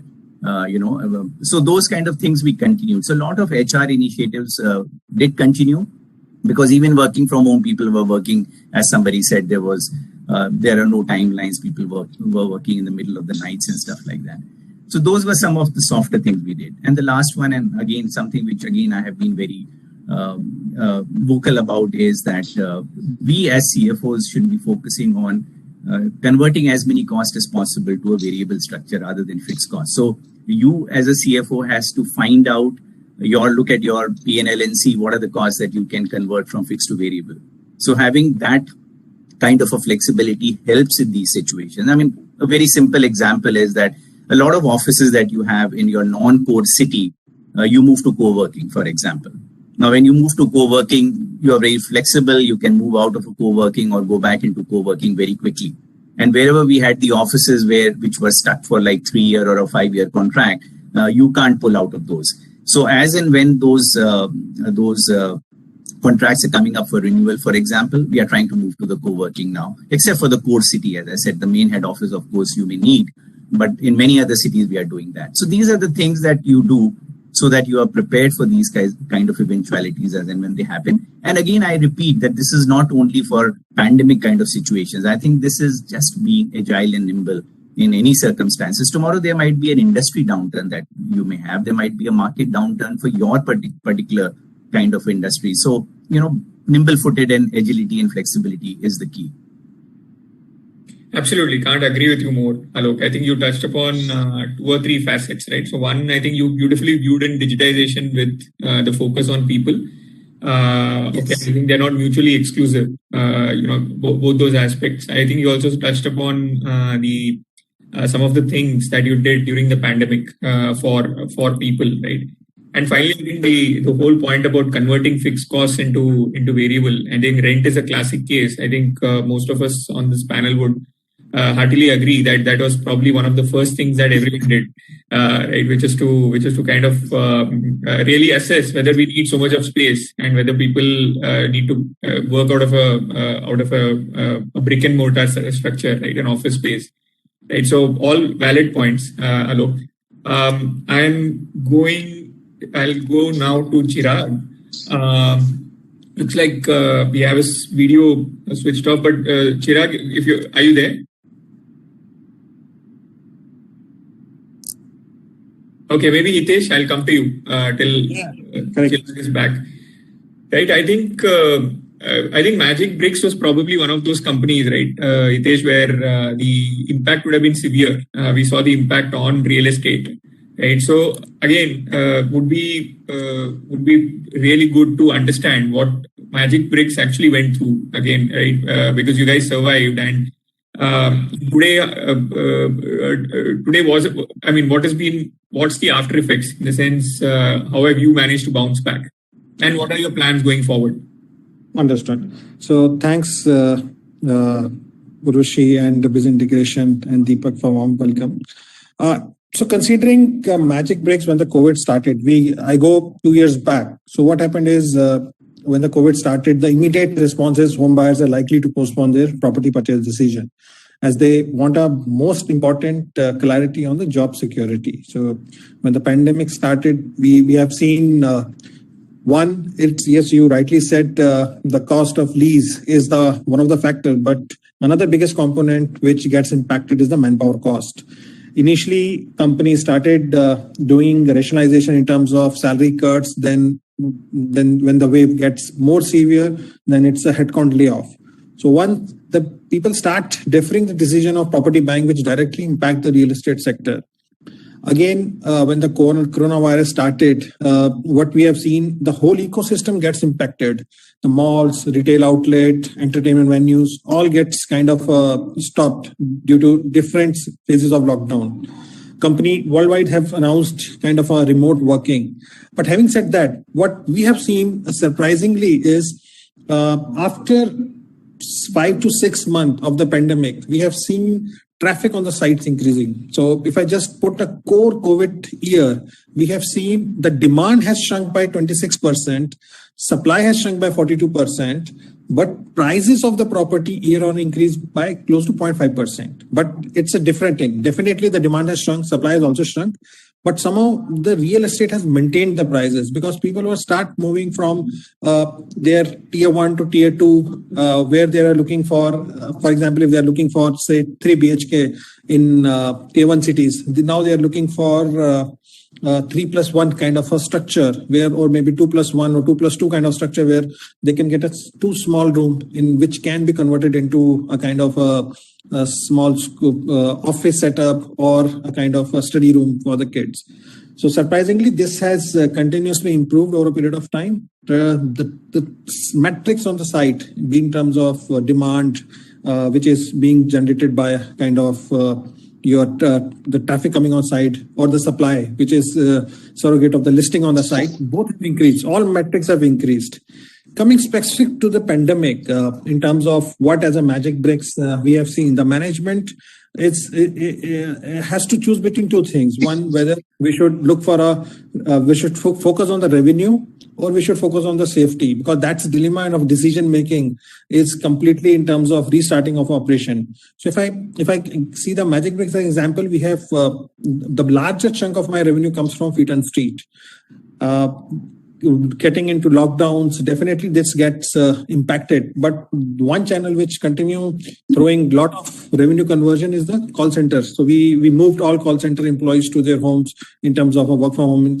We never thought of this kind of. Another important choice we need to make it whether we look for a get leaner or remain loyal. What I said a couple of minutes back, the manpower is the second cost that's been looked at. Then there's a decision come whether we should look at the people who are longer in the system, whether we should ask them to go or kind of do a linear structure. So all these kind of, again, executive pay versus workman pay, who will take a cut of that. So all these choices have a impact on all the decision making, which yes, we can say it's a difficult choices we have to make. Coming to what are the changes we have done specifically during the COVID period is, one is the way we operate. The way we sell our services. Earlier, I said it's mostly depend on feet on street. Over a period of 2 years, we also make one channel dedicated from a call center. We make a channel where online meetings are now compulsory. So the conversion ratio, we have seen a lot of improvement in conversions also. So people gets more engaged kind of slots. Earlier, the feet on street people keep on asking builder for a given a slot, but now the builder is also, or the builder broker, whatever the client, they're also comfortable in giving a kind of a slot as per their convenience. Timing is not a constraint. People are happy to do a call at 8 p.m., 9 p.m. as per the convenience of the client. So one, that's a big change that's come the way we sell services. More of our products have also transitioned in terms of virtual site visit, virtual selling of properties, virtual fair. So all that's also earlier we also have these products, but the attraction we are seeing during the last 2 years is tremendous in terms of, we can't compare that. Because everybody is now moving to online digitalization, which rightly being said by Rachna and Swachhway. Then one thing we have done is we focused on these 2 years on implementation of certain technological changes. For example, we utilize these time for implementation of Salesforce. What is that done? We completely dispose of our order form kind of on a setup. Earlier, the salesperson goes, they fill the order form and hand it back to operation. Now we implemented Salesforce, then end-to-end integration with SAP from order delivery to order confirmation to service consumption, your check bounce, all this activation is now interlinked connected. So we utilize this time. We have moved from taking checks or cash to UPI payments because of exceeded implementation of these services. Third thing we have done in Magic Bricks is a hybrid model of working. So compulsory coming to office is not we are looking at. So we give a flexibility of our employees to either work from home or to come to office. We also did certain intervention in terms of COVID protocols so that we maintain a specific headcount in the organization basis. What are the different guidelines issued by the government? So net digitization, we have seen tremendous improvement in all metrics on the site. As of now, all the metrics which site is throwing are higher than the pre-COVID period. So that's the kind of confidence again come back. Again, there are a lot of more intervention by the government also. The rate of interest is lowest in the last decade as of now. People are getting loan moratorium period. So all this intervention also help in getting a confidence back into the real estate. A lot of stuck projects are also getting cleared because now the group of builder coming to take a kind of stalled projects and the government is also supporting that. Net confidence is back in real estate. As far as Magic Bricks is concerned, yes, we have implemented a lot of digitalization during this period, making our overall efficiency. Right. Thanks so much, Hitesh. I think it was unheard of, right? A couple of years back, if people said you will do virtual site visits, I mean, how many of us would have gone on those site visits? Impossible to even think of. Right. So I think we have come a long way in that sense. And I think you also summed it up very well to say that it's a combination of a policy change, if I may say so, right, where interest rates, and it was made a lot more attractive for people to go out and buy real estate for a certain window. And plus, I think a number of initiatives that you actually took internally, right? So which is kind of allowed you to absorb the shocks a lot better as compared to many other companies. But yeah, but thank you again for those comments. So Chirag, I'm going to come to you. Okay, and I'll need some help, Chirag, in spelling out amphotericin B. I hope I'm pronouncing it right, Chirag. Yes, yes. And yes, I think more commonly, I think it was known as the mycosis or black fungus, right? I think a lot of us heard about this, and Bharat Serums actually is the company that actually manufactures this drug, right? And I think the second wave created havoc, clearly, Chirag. And as a company, I mean, it must have been quite tough for you, right? So how do you, I think the task was daunting. And as an organization, how did you kind of cope with it? And what was the role that you, as a CFO and the finance function, kind of played? If you can talk about it, that'll be great. Yeah, so first of all, thanks to the organizers for the invite, and thanks for being a great part of the panelist group here. I apologize for my video and audio issues. I'm a little bit out of office, so probably may have some background noise. But just to give a quick context, Deepak, to what you just said, right? Bharat Serums is the country's largest producer of amphotericin B, which is an antifungal drug, and I think was a primary point of care during black fungus, or mycomucosis as we call it scientifically. Our challenge was very different because the base of our industry is to serve the patients. And it was a time when, all of us used to get messages, panic calls from the government, on supply for amphotericin B. And I'll just give you a context. Our capacity before this whole black fungus pandemic came through was about 35,000 doses a month, which was domestic as well as export consumption. And India's requirement was about 2.5 lakhs a month during the peak time. And consider that there are only 2 manufacturers with total 50,000 capacity in the country. At that point of time, you can understand how the government and all the other institutes, including ourselves, because we are not able to serve the patients. But I think 2 things worked in our favor. One, we were always a debt-free. We are currently debt-free, and reasonable cash reserves that we had.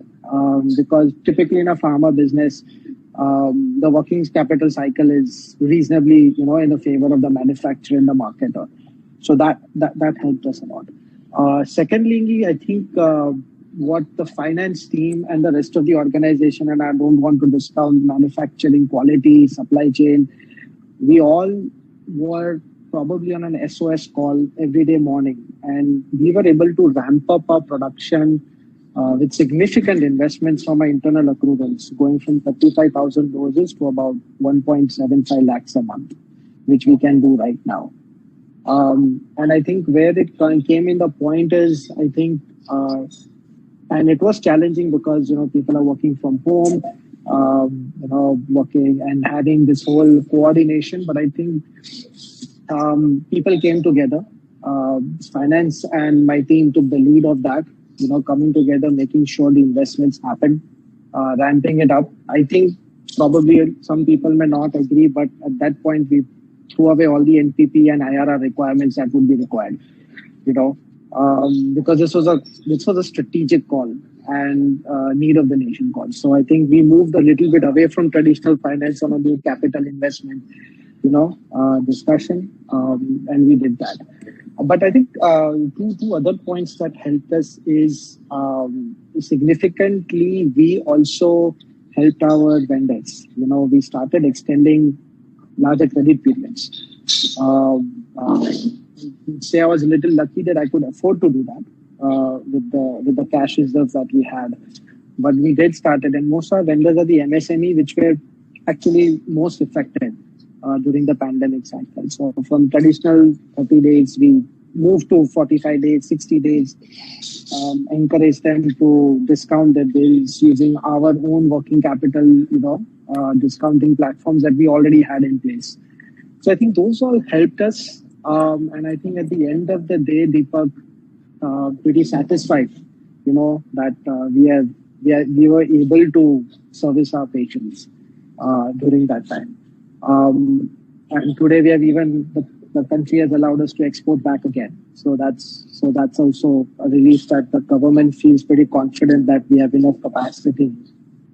If there is God forbid, there is a third wave again for the black fungus.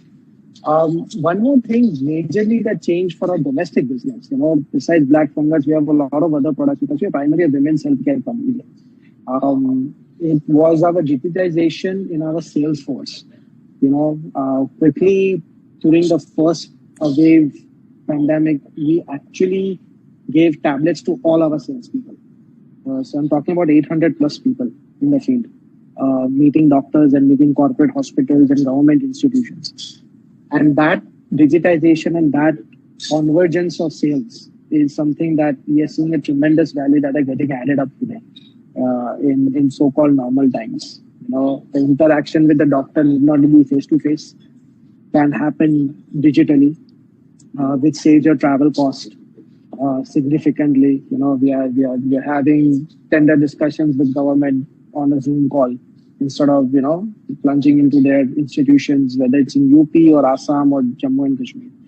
So I think that's a major change, and I personally have seen a good shaving of 4 to 4.5% cost savings on comparing it to sales on my EBITDA levels.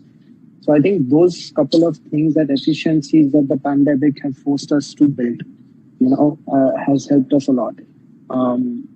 And besides that, I think it's an intangible thing that has come through that I think during the pandemic time, and I'm sure this is pretty true for all corporates, teams have started working more cohesively together, because we just couldn't have been able to do that without cohesiveness between cross-functional teams, right?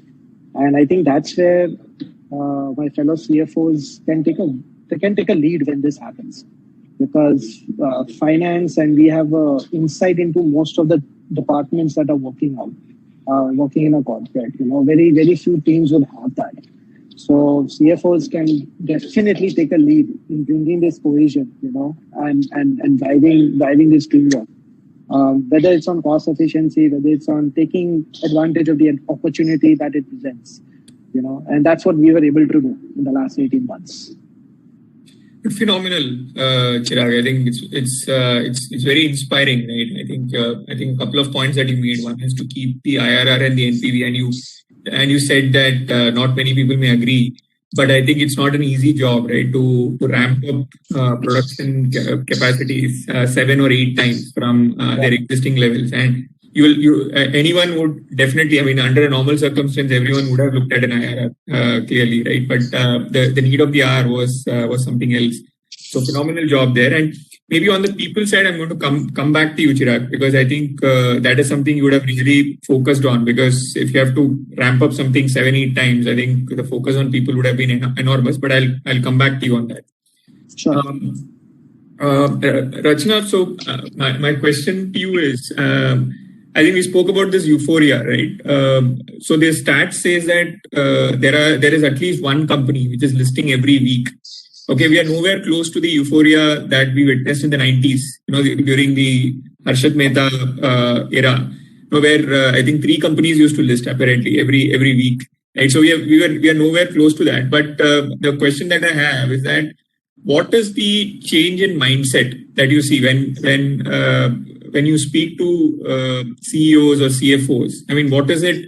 What's changed for them? And we can't take just a pandemic-led view here, but I want to kind of broad base this to and check with you. What's the kind of conversation that they're having? What is it that they're looking? How are they approaching listing itself? Yeah. So basically, there's been a major shift in the thought process, and actually nothing to do with the CFOs. It's about going professional on being a listed entity. I think that makes a difference. So once you have decided to get into a listed trade, it's more about financial discipline that comes in. It's all about adherence to regulatory compliances that comes in, and the major impact that we have seen is we actually what we see is that the delegation starts from top to bottom in a very systematic manner. Otherwise, you see this promoter-driven companies. Actually, then the MD is the CFO, the CPO, the CTO, and they run the businesses in that particular manner. But listing brings in, because you have to identify people as KMPs, you have to have an independent board structure, which actually adds a lot of value proposition to the company. And mandatorily, you need to have a CFO and a CS who is into this function. So CFO becomes the next one. So if you look at all the major technology companies that are getting listed with us, I think our maximum dealing would be with the CFO, because CFO is driving the IPO. The entire process is driven by the CFO. And that is a shift that we have seen, over a period of time. So the go-to person during an IPO, or the person who knows hands-on what's happening, what should be kind of an valuation, or what is the kind of work that went into due diligence, what documentation is required. I think everything is driven right there from the CFO and his team out there. What should be the right mix of capital, how much could be the debt portion, how much should be the equity raising that should happen, is again a very pertinent decision that is, in a consultative approach, again taken by the CFO. The lead is taken by the CFO, and that's very important for him to be aware of what are the various funding mechanisms that is available. One thing which I saw over a period of time, and there's a platform called as Treads, which is a bill discounting platform, which is in joint collaboration of NSE with SIDBI, that witnessed a significant growth during the pandemic. And I think, so what is important for CFO is also to understand what are the various channels that is available, which will infuse liquidity into the system, and how he can actually utilize them to have an effective working capital management or a long-term capital expansion plan. Now, the other mindset, like I said, is, more and more people are getting proactive in their digitization approach, work from home, a hybrid culture of working from home and office is going to be the next most important thing that which most of the CFOs and the CPOs in the companies will have to take care. So that, again, we are seeing is that, we get a lot of CFOs who will say, okay, we are not having a personal meeting because we're not working from office for now. We've decided to be off office. So that's, again, a very, very important. Otherwise, a finance function sitting at home and doing everything was an unthought of, But again, what was a necessity arising out of pandemic has become the way of life now. And because they found that model to be a very effective and efficient model. So that's, again, a shift that we have seen. And familiarization of compliances, requirements, how to go about meeting the LODR requirements, that listing and disclosure requirements, and proactive approach in that. One more thing which listed entities have to be very cognizant about the fact is about, the insider trading regulations and how they have to. So they are introducing more and more technologies so that, they don't have a mishap where, reporting has gone wrong because of a non-identification. So applying more and more data analytics tools to ensure that you are on the right side of the compliances is also a shift that we have seen. Great. Thank you, Rachna. But I won't ask you the $1 million question, which is how do you value some of the new age companies, which you've seen a glut in the market, right? But that's a topic for another day. And that's a topic for another intermediary. Exchanges will not get into valuation.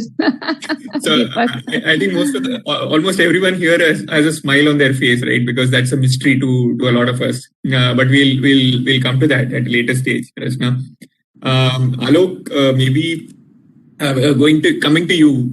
I think when we spoke even a couple of days back, you had mentioned about this whole contingency plans and having plans which are very, very strict, without too much of flexibility. You actually said that it could be you're overhyping it or overstating it, right?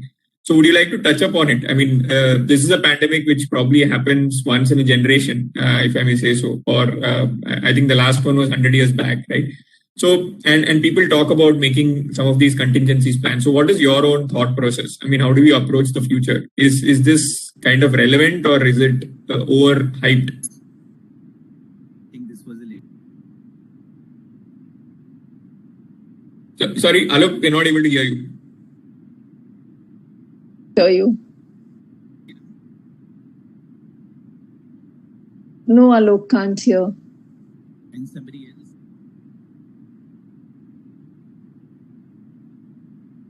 Look, it's very feeble. Can't hear me still? Very feeble. It's very feeble, actually. Why don't you go to the next one? And then you'll come back, yeah? Okay.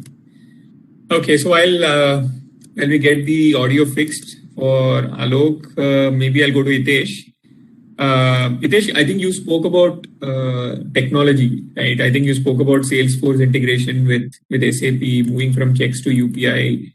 And you also spoke about huge improvements in metrics, right? So would you like to talk a little bit about some of the technology initiatives or digitization initiatives that Magicbricks undertook during the pandemic, and how is that kind of changing the overall business model or the way you're looking at business? Okay. And give us maybe one or two examples here. Sure. So at Magicbricks, when this pandemic started, so we are already in we would call it Finance 1.0, 2.0. So currently we are at the last leg of Finance 2.0. When the pandemic started, we completed first level automation in terms of SAP talking to my backend server, my in-house Salesforce, in-house CRM before implementation of Salesforce that started interacting with SAP. In Finance 2.0, we thought the clear thought process was to implement something which will include a latest technology, be it AI, blockchain, and RPA. So we deliberately look at various functions which could be a good candidate for a RPA. So like management reporting, repetitive day-to-day tasks, financial statement closure, budgeting, planning, preparing of schedule or information relevant to audit, tax compliances, internal control, treasury operation. So out of these, we picked the bucket of internal controls. We automated that. We picked the part of management reporting and analysis. Other significant chunk which we automated is one, bringing Salesforce. And when this Salesforce comes in, we look at the complete digitalization of OTC process. So one, it's an order creation, order fulfillment, order shipping, invoicing, and payment. So all this is now interlinked, interconnected with three systems. One is Salesforce, which being used by my sales team, FOC, Feet on Street team, which is linked with SAP for the complete financial tracking. And then SAP is talking to my backend system, the site, the per se site, so that all the services are now interlinked. So this helped us in getting seamless integration with all customers. We can throw analytics and KPI to customer also. Order process, service visibility is very clear. So to sum about how the Magicbricks look at in terms of latest or future use of technology, we worked in three parts. One is human to machine interaction. And this is being taken care by the bots. The intent is to implementation of bot is we will implement bot in 1:3 ratio. It means if a 3% took a day to do the particular job, one bot is required. Other advantage we find in terms of implementation of bot is it's a dynamic process. It's available, no dependent on any of so all the tasks which include running Dunning report, sending reminders, follow up is being done by the bot as of now. Other thing we have introduced is smart process automation. So one of the example is my editorial team. So we have MBTV, which we host on YouTube. So we have an editorial process. So earlier, the editorial team used to transcribe kind of a content. So this is one of the example. what we did, we implemented voice to text technology, where one is speaking and then everything is getting transcribed. So this again brings improvement in particular one process. Other is implementation of advanced analytics at Magic Bricks.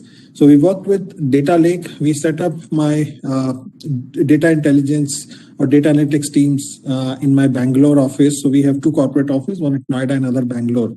And this data analytics teams look at doing all types of analytics on the site, how much the consumer is looking at, and delivering the result basis what they are going into. So these three buckets we clearly took, and definitely, as I said, this is one of the process in terms of, if I look at three digital ambition. First is the RPA, other would be mixed with RPA plus artificial intelligence, and then the blockchain, which will be a kind of a slight ahead in terms of implementation. So the roadmap which we develop for the next couple of years is predictive analysis, giving RPA more strong in terms of extended from finance to other function, giving you the complete access to data lakes, all different departments putting their data in data lakes, and then working on chatbot, NLP, and blockchain technology. But that's a long shot, maybe next 2 years kind of, but that's a charter. It's already been defined in terms of Finance 3.0. This is very good to hear, Ritesh. I think very, very good to hear. How do you kind of measure ROI? Is there can you define that? I mean, what's been the ROI for you? So one is definitely is your NPS score in terms of the chatbots which we have implemented in my customer help desk. So definitely the consumer complaints are going down. Close to 70-75% of queries are being handled by chatbots directly, and then others are timely manner with the TAT monitoring goes to a respective department. In terms of ROI, which I said 1:3, definitely reducing headcount is not the intent, but bringing efficiency, and we have seen a tremendous efficiency in terms of. So if you see holistic view of all the implementation. We can look at one, good customer satisfaction, improved your CSAT score, improve your all linkages, low revenue leakages. Otherwise, what will happen? The one person is manually activating services. Now the system controls that. Because if you are dependent on system or on the human, then might be there is a, for example, one check bounce comes in on Friday, you get to know on Monday. So 2 days of services. So it's easy to quantify, but in terms of, if you look at a macro kind of a view, definitely the results are more in terms of bringing efficiency, getting higher response to the customer satisfaction, marginal in terms of limited period on the cost side, but definitely other metrics which are improving a kind of overall gamut of the response. Right. Fantastic, Hitesh. I would like to go back to Alok to see if the audio is kind of fixed. Alok, you want to... How is it, Deepak, now? Yeah, it's much better. Please go ahead. Okay. All right. So, yeah, what I was saying, Deepak, the issue that you talked about obviously is a little debatable, and these are personal views as well here. But what I said was that we should not be overreacting, is the word I used, I think, last week, is that we should not start making our plans as if, these pandemics are going to come back very often. I think there are obviously some good practices that have been triggered because of this. And I think we have spoken, all of us have spoken about it. Digitization being one of the most important one. And I did not give example, but I think things like even writing checks and signing them physically was going on in many companies, including mine to some extent. And all that obviously moved completely into online banking and having the tokens from the banks and stuff like that. So these are now permanent improvements that we have made. So as I said, there were many good trigger points that happened for the good practices that most of the companies should follow, whether it is digitization or whether it is having kind of contingency liquidity and stuff like that. But I believed that we should not get overreactive here and say that, okay, we will make our fundamental changes in the way we will work. There is an example when I remember 1 year ago when IT companies started making statements saying that it will be working from home forever now, or they will be working from home for 75% of our people and stuff like that. And I was pretty sure at that point of time, very skeptical on that. And I said, let the things change and we will see what happens. And most of the companies are now turning around and saying, no, this is not a very sustainable model. Yes, being hybrid, we understand. Being flexible, of course, we understand. As I said, I mean, this is something which I had been a proponent of even earlier before the pandemic struck, that we should not be very rigid with our staff, when they come, when they go, where they work from, as long as they deliver. So these are the good practices that now we have learned and we understand that they should happen. But obviously, we should not start making our long-term plans based on these kind of pandemics, which rarely come. Yes, good practices we have to learn. Now, marrying the short term and the long term, as I said earlier also, of course, is that the flexibility and nimbleness to change your plans quickly also is very important. There used to be very rigid long-term plans companies used to have. For example, when this happened, we immediately went back to our principals in Japan and we said we should not be expecting the same IRR or same returns. And we changed the plan, which was also very responsible for a lot of payouts to the staff, the variable bonuses and stuff like that. And of course, the good thing was that our principal, for example, agreed to change the plan. So the plan became a COVID plan with a much lower, and this is obviously, we were lucky that it's a highly profitable company and this may not be possible for everybody. I understand that. But the idea was, again, to respect and acknowledge the people who were continuing to contribute during this whole pandemic and say that, okay, company will be able to take some part of the brunt of the downsizing of the business and a little bit of hit on the profitability, but we are still profitable. And we will try to still give you your variables and bonuses which are attached to the plan. If we would have stuck to the original plan, nobody would have got any variable salary. But then we immediately changed that, brought it to a COVID plan, and that COVID plan happened, and everybody got the variable bonus. So I think, again, I am a CFO of a very different kind. I'm more of an HR person. I always say that respect your talent, and it will pay you back in the long term. You will get rewarded as a CFO just because you will respect your talent when it is required. That's my 2 cents. Yeah. Yeah, so the mantra is not to keep anything rigid and fixed, right? Yeah. Again, I think you touched upon it even as part of your introductory comments, which is to remain flexible and nimble. I think those kind of resonate. But thanks for sharing this. And coming back to Chirag, maybe this is the last question before we see if there is time left for Q&A from the audience. Chirag, on the people side, I mean, I just want to know what is it that you guys did, right? Because it's a 7.5 time jump is quite something. And I know you were in the essential services business, but still it wouldn't have been very easy for you. And what is it that you continue to do? Because the pandemic would have taught you some lessons there. Absolutely. I think I would just reiterate what Alok just said, right? I think it should not realize to us during such a situation. I think we all should recognize that the people are the largest and the biggest asset that we have in any corporation. And I think the way we came together to deliver what we wanted to achieve was amazingly done by various teams, cross-functional teams. So I'll take this in 2-3 parts. One, what we did as a finance function, I think we got more and more embedded into various other functions, because we were probably the only team that had a visibility, as I said before, into supply chain, manufacturing, marketing side, distribution. And I think the finance team really raised above its, what you said, I don't want to say a word like a KRA, but raised above its daily duties and said, look, I'm going to drive this and make sure that each team is able to deliver that. And I think that comes to a very age-old point that we keep on making, that finance needs to understand business and operations much better to do its job better. Even from whether it's an accounting guy or a tax guy or an analytics person, so that's there. On the people front, I think we were essential services. We had to make sure that we kept our people motivated in very difficult times, So a couple of initiatives we need is that for all our employees and their families, we took on the expense of any COVID-related, medical or hospitalization expenses that they could not get reimbursed from their personal or company insurances. Right? That was like a flexibility we had given to all our employees.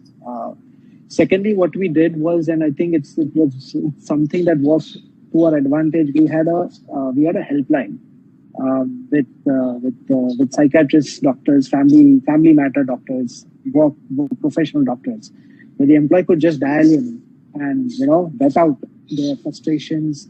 Because as someone said, some of them were working probably till 9 o'clock at night, and we're essential industry. They're working 12 hours, and maybe someone has put in 24 hours, instead of 6-hour shift, they're making 9-hour shifts.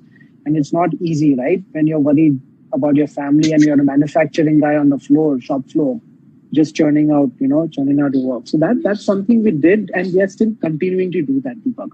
We have not stopped doing that, and now you can see different kind of issues coming in, coming up there. But we continue to do that. Thirdly, what we have done, and I think, and I agree with Alok, that I think face-to-face interaction of people is very important. But at the same time, I think we also recognize that there needs to be some flexibility of how work happens. I think pharma industry may be very advanced in technology, science, innovation, but sometimes we are very rigid in our corporate cultures. My experience being there, 9-to-5 jobs and things like that. And that's a total flexibility we have given. We have right now told our people, you can come to work 4 days a week, right? The 5th day you can work from home if you are from the corporate office. We have improved our sick leave things. We are not charging people certain policies that we had the past of leaves. That if you take a day off on Friday and Monday, you take that for 4 days. So those kind of changes we have started making so that people get motivated, to be. And I think our biggest challenge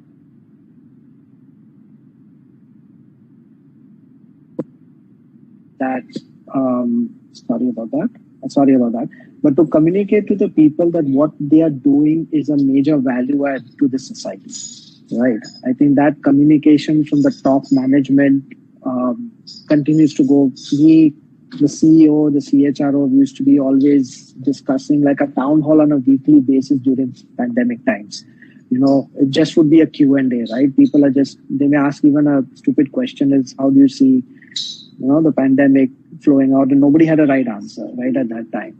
So I think those kind of communications, a 360-degree, channel that they can share points with senior management being definitely more open and flexible, talking to multiple layers of people. That was very important. And I think that's not just a function of finance. I think it's a function of leadership that has to come through. And as CFOs, I think we still have an advantage. Again, I'll say that we have visibility to all aspects of the company. So I think that's an advantage we have, that we can bring this leadership very naturally to us. Right, absolutely. I think thanks for sharing this. I think we're pretty much on top of the hour. Just want to check with the organizers if there are any questions that we can take at this point. I think Deepak, I think we are probably a minute away from having to close this one. So if you may want to wrap up, I'll probably ask the audience to type any questions on the chat window for any of the panelists and for you as well. Yeah. There's no question actually in the back end. Okay. So any of you who's got a question, maybe you should type it in, and maybe the organizers can then pass it on to the panelists. Yeah, and they'll be happy to answer it. With that, I think we come to this fascinating session, right?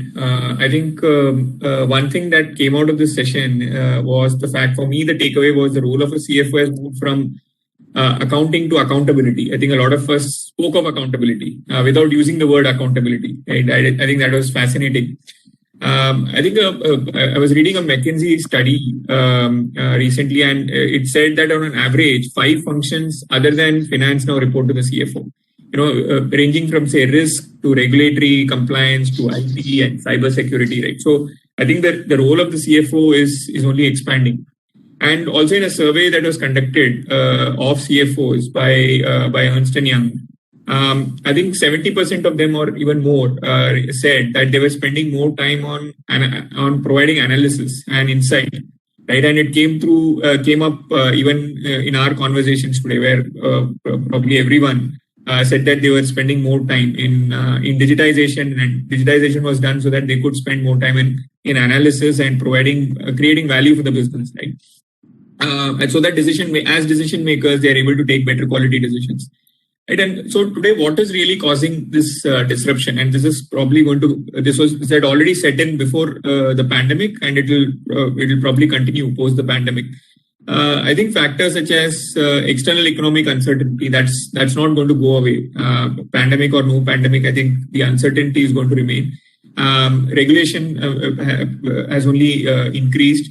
Availability of data, the pace of digitization, and I think people or employee well-being. I think probably everyone touched upon that, right? And the fact that it's much more imperative today for anyone and most importantly for CFOs to attract, retain top finance talent, right? And given the situation of this great resignation, right, it's very difficult to kind of it's very important to retain your talent. And this will continue to remain top priorities for CFOs, right? And CFOs today also recognize that disruption often comes hand in hand with opportunity. And each one of these CFOs that spoke today, they had actually used the pandemic as an opportunity to kind of disrupt or to make changes to their own businesses. And the relationships, the business relationships that CFOs nurture today, and the risks that they take along the way, are those that will determine their company's future profitability and sustainability, right? So with those words, I would like to end this session. I thank all my fellow panelists, Chirag, Alok, Hitesh, and Rachna, for sharing their perspectives on this topic. Have a wonderful day ahead, and wishing you all the very best. Thank you so much. Thank you all. Thank you. Thank you. Thank you all. Thank you. Pleasure being on the panel. Thank you. Thank you. Bye. Thank you, Mr. Deepak, for coordinating that interesting discussion. I think one thing that is evident is that the pandemic was actually a wake-up call for a lot of us, and it was absolutely fascinating to hear from each one of the panelists as to how you were able to maneuver your way around this crisis with your rich depth of experience. So I certainly learned a lot from this discussion. I'm sure audience would have too. So thank you to all the panelists and for Mr. Deepak for marvelously steering the conversation in the right direction so that we could get something out of this discussion. So thank you all.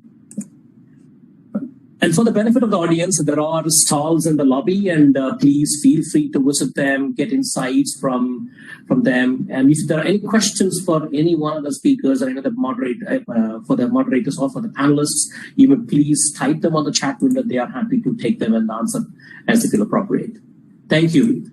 With that, I think before we move on to the next panel discussion, we probably have a short message from Expensing, the global software company offering a complete range of spend management automation solutions. And they are our title sponsor for today's event as well. And let's have that message played up right now. Girish, over to you.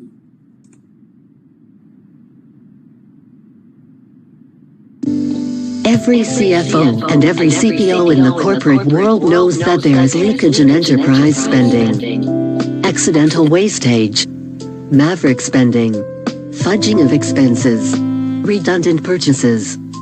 What if leakages could be reversed? Expensing spend management software. Reverse the leakage in corporate spending. Strategic sourcing. Procure to pay. Vendor portals. Asset management. Travel and expense. And budget control. Leakages reversed.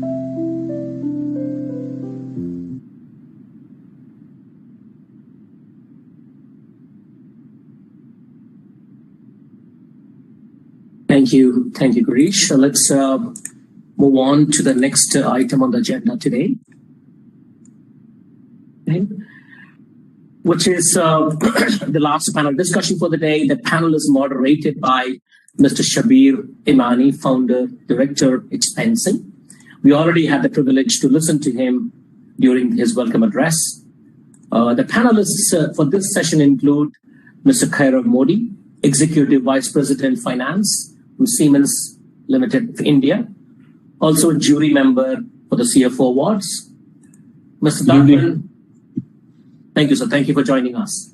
Mr. Darpan Vashishta, Group Chief Financial Officer, Hero Cycles Limited, also a jury member for the CFO Award. Mr. Kapil Bagaria, CFO from EY India. Mr. Sambasivan, CFO Tata Sky Limited, again a jury member for the CFO Awards today. And Mr. Kadir Hamanathan, Chief Financial Officer, Lanco Tanjore Power Limited. Thank you all for joining us today. The panel will talk about the CFO's role in the digital environment.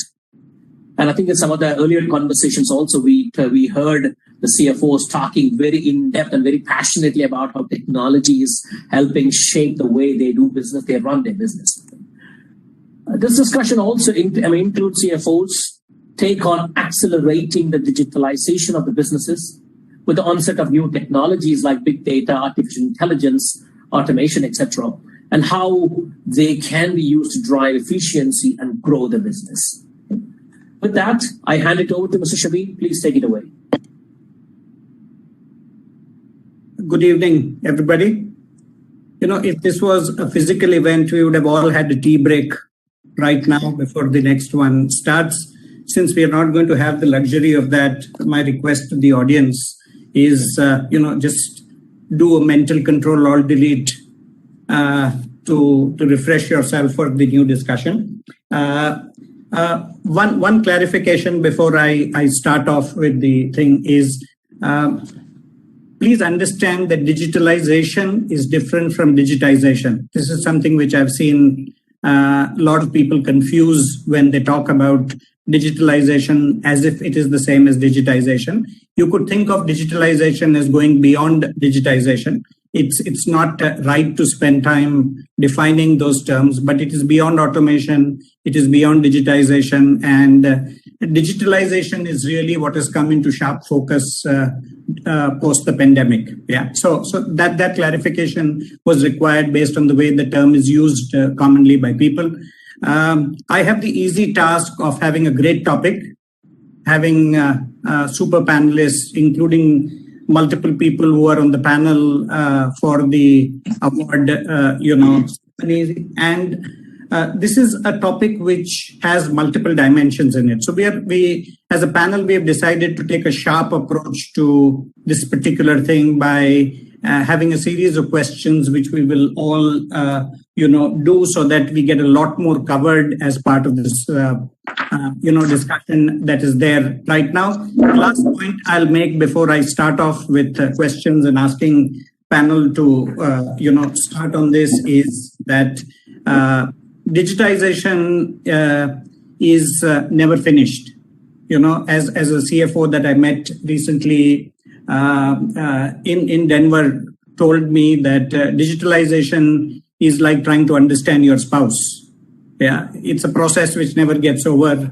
And of course, being in the US with all its woke, it is never understanding your husband or your wife. It's always understanding your spouse, whichever may be the sex of the other party involved.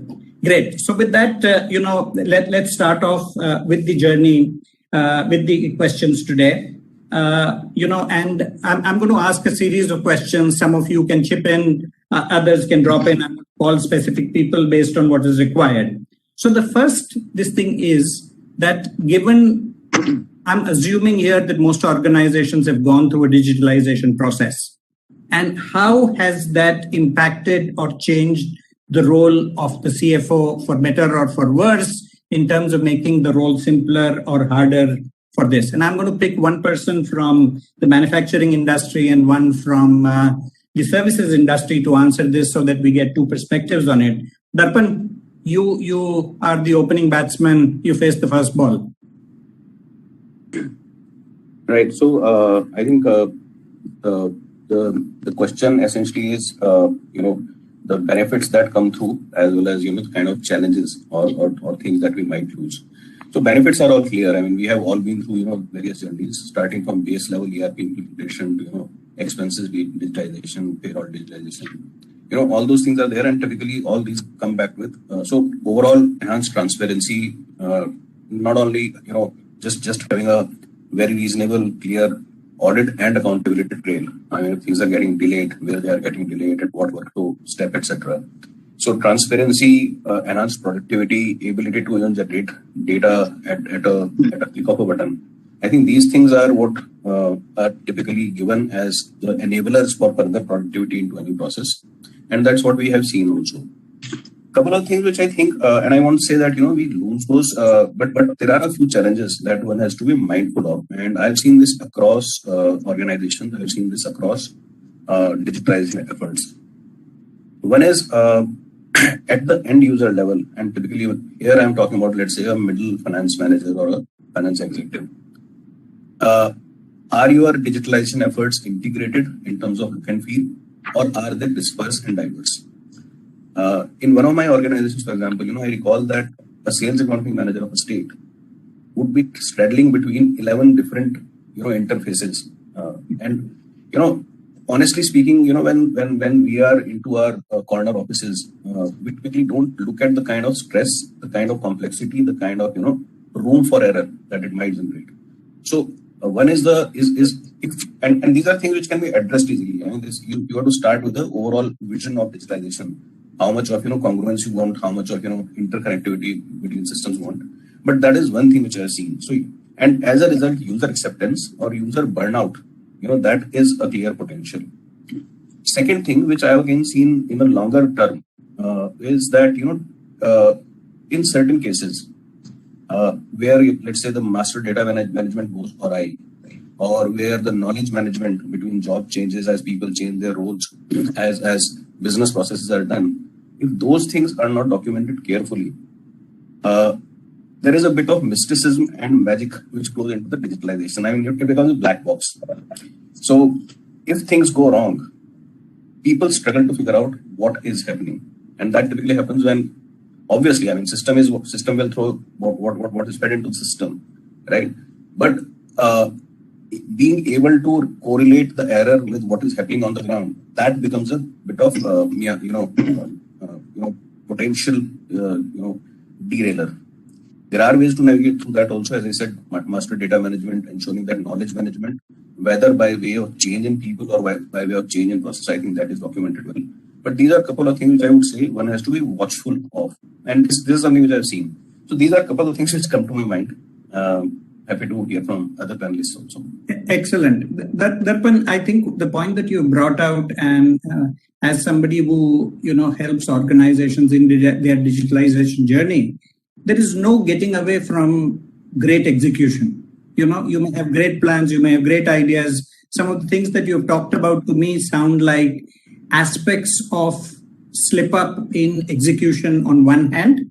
The other thing, again, because I have experience across multiple markets, I find that in India, we tend to invest on what I would like to call the hard stuff.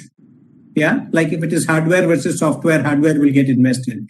If it is software versus change management, it will software where more of the money will go, but people will pull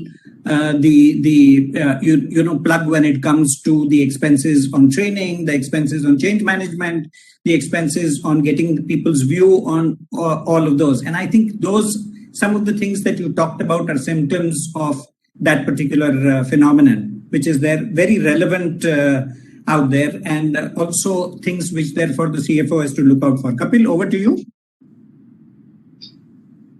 Thanks, Shabir. Good evening, all. While Darpan made quite relevant points on this question, probably I will try to add a few experiences. So in terms of making CFO's role simpler, the first comes to my mind is operational efficiency. I mean, you free up your people, your processes are quite efficient. I mean, we all recall 10 years, 12 years ago when we used to take 6-7 months to finalize our accounts, and now it is no more like that. Similarly, another thing is cost saving. I mean, increased revenue. In service industry, we help business teams to deep dive into trends and data points which help them to increase their revenue or the cost saving. Of course, it comes through digitalization. Another aspect is data visualization, which I find very, very helpful. Now you have so much of data, accurate data, concise data. You can deep dive to the last penny. You can actually tell various stories out of that data to your leadership, to your users. So that gives a lot of confidence, in terms of your role as a CFO or as a finance. Another thing is compliances. It is very, very relevant now these days. At least for service industry, I will just give you one example. In service tax design, we used to have centralized registration, but now in GST, it is state-wise registration. So if I have almost 140 registrations and I have to file all my monthly returns on those 2-3 days, it is humongous task if I do it manually. But I have a tool called DigiGST wherein I just need to pull data once from my system, put in that system, it will throw out the errors, it will create all the returns, it will push all those returns to the government portal, and kind of end-to-end solution. So again, quite simpler job. One more thing I find is team motivation. People with these tools and these processes are quite, happy. They tend to go for new learnings, new tool learnings. Their monotonous job is going away, so they are actually spending their time on better value-added jobs. So these are the points which I feel which are making our role simpler. On the other hand, if I have to tell you the challenges or the difficult tasks, so when you talk about technology, more and more technology, more and more cybersecurity risk. You need to be really vigilant about that. Similarly, fraudulent transactions are increasing, will increase. A simple example, if I have to claim my expenses, if I had to, submit my invoice physically, forgery was slightly more difficult. But in today's world, when we are submitting soft copies, it becomes more challenging, quite evident. But yes, there are ways and means to curb that as well. Then the change management is another point which I find very, very difficult. As in, it is difficult to convince people to go for these changes. That takes a lot of efforts and energy when I look at CFOs or the finance side of it. As in, it becomes their job now. And one more thing I would like to add here is, when you are going with a lot of data visualization and storytelling, expectation of your leadership and your users are more from you, as in, more and more storytelling, more trend analysis, more deep dive. So I think these are the things which are making our role slightly more difficult, Shabir. Pretty great. Yeah, that was a nice balanced one on the whole thing. And I like the one on expectations, because that's the one which invariably happens. At some level, you've asked for money for certain initiatives, you've got that money, and management is going to ask for its pound of flesh, against that particular thing. One other aspect which sometimes I hear CFOs talk about is the need to be in touch with people in spite of all the technology that is around. Yeah, it's very easy to get hands off and lose that touch with people. In fact, based on some of the pluses that you mentioned, you could actually think in terms of use some of the time released, because some things have become better, to be more in touch with people. And I don't mean just from the finance team, I mean across the organization. Excellent points. So I'll move to the next question. I think we've covered good ground here, so I will not ask any of the other panelists to talk on this one. And this for me is a really important one. The question is, as you progress on your digitalization journey, how has the composition of accounts, finance, IT, and other teams changed in your organization in terms of size, seniority of the people, skills of the people, and any other dimension that you want? Let's start with Samba from Tata Sky. Yeah, thanks, Shabir, for this interesting question. So I have been thinking about this for the last couple of days, and in fact, there is a lot of change which has happened. I've been in this company for the last 8 years. So I remember in 13 I joined. The composition of my team, we had nearly 80 people in our function. And in terms of the qualification of the people, it was more towards more junior people, more hands-on people, more operational people, and less of what you can call as a qualified or CA or MBA, those kind of qualification, and less of analytics, so to say. So that was a clear preponderance of that. We would say less than 20% were kind of qualified, the rest were all operational. Now come to 2021, in the last 8 years, while my total number has remained the same, which by itself is a good thing, when my top line has grown 3.5x. So we have kept the number constant because of various digitalization initiatives. The composition has also changed. We have done a lot of outsourcing. We have outsourced close to 25 FTE kind of equivalent people, which is now being done in one agency in Mumbai, and it is doing completely all the operation. Most of the operational work are outsourced. So, but we have replaced them with analytical people, and we have replaced them with more senior people. Size remains the same because of automation benefits, but the seniority has changed and the quality of decision making has changed. So that's I would say it's a big positive movement during this period. And we have also been able to become a better business partner during this period. That is not the subject. That's not the question. If I were to look at the level of business partnership as one dimension during this 8-year period, I would say I was at, say, level 2 or level 1 in a scale of 10. I would possibly guess I would be somewhere between 7 or 8 kind of thing, based on the feedback we are getting from the other functions. So in terms of business partnership, because there is a lot of free time available and there is a lot of automation available, there is a lot of near-time solution. Plus, obviously, our controls have gone up. The level of controls have gone up. We are able to finalize the audit and get the statutory accounts approved by 8th of April, which itself is a good milestone, we feel, for a $1 billion company. We have been able to do it two years in a row. And so we are trying to better it also. So the time spent on audit, the time spent on basic things are all coming down. More time is spent on business support and more time is spent on customer behavior analysis. More time is spent on revenue enhancement, those kind of activities, what we are trying to do now. I'll stop here. Thank you. Excellent. Just one thing, do you want to talk about simultaneously change in any other team like IT or any other? So IT team, yeah. Thank you for that. IT has also remained constant. We are fairly an outsourced organization. Our IT team is very, very small. It's in the 20s. In a 1,600 strong organization, we have an IT team of less than 30 people, or maybe I think 25 people. So predominantly everything is done through our TCS. So the heavy lifting is done by them. So our people only manage the TCS resources. So our IT team has been constant. So they have also done a lot of automation, a lot of outsourcing, so that the core team is only analytics oriented and decision making oriented, looking at the future strategy of IT, looking at how should I go into cloud computing, those kind of things. So the operational set of people are not there. They are also more senior, as I see. But that composition has remained almost similar in the last, say, 8 years or so, where I have been part of the organization. So, okay, excellent.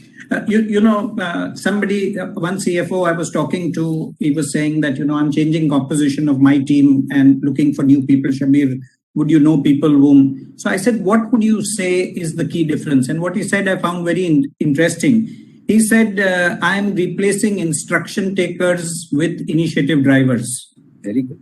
And I thought it in one sentence, it kind of captures a lot in terms of what CFOs are now looking for, because I have seen repeatedly in organizations that the gap between number 1 and number 2 in finance tends to be huge sometimes, which is not healthy because it just means too many things float up to the top, a lot of...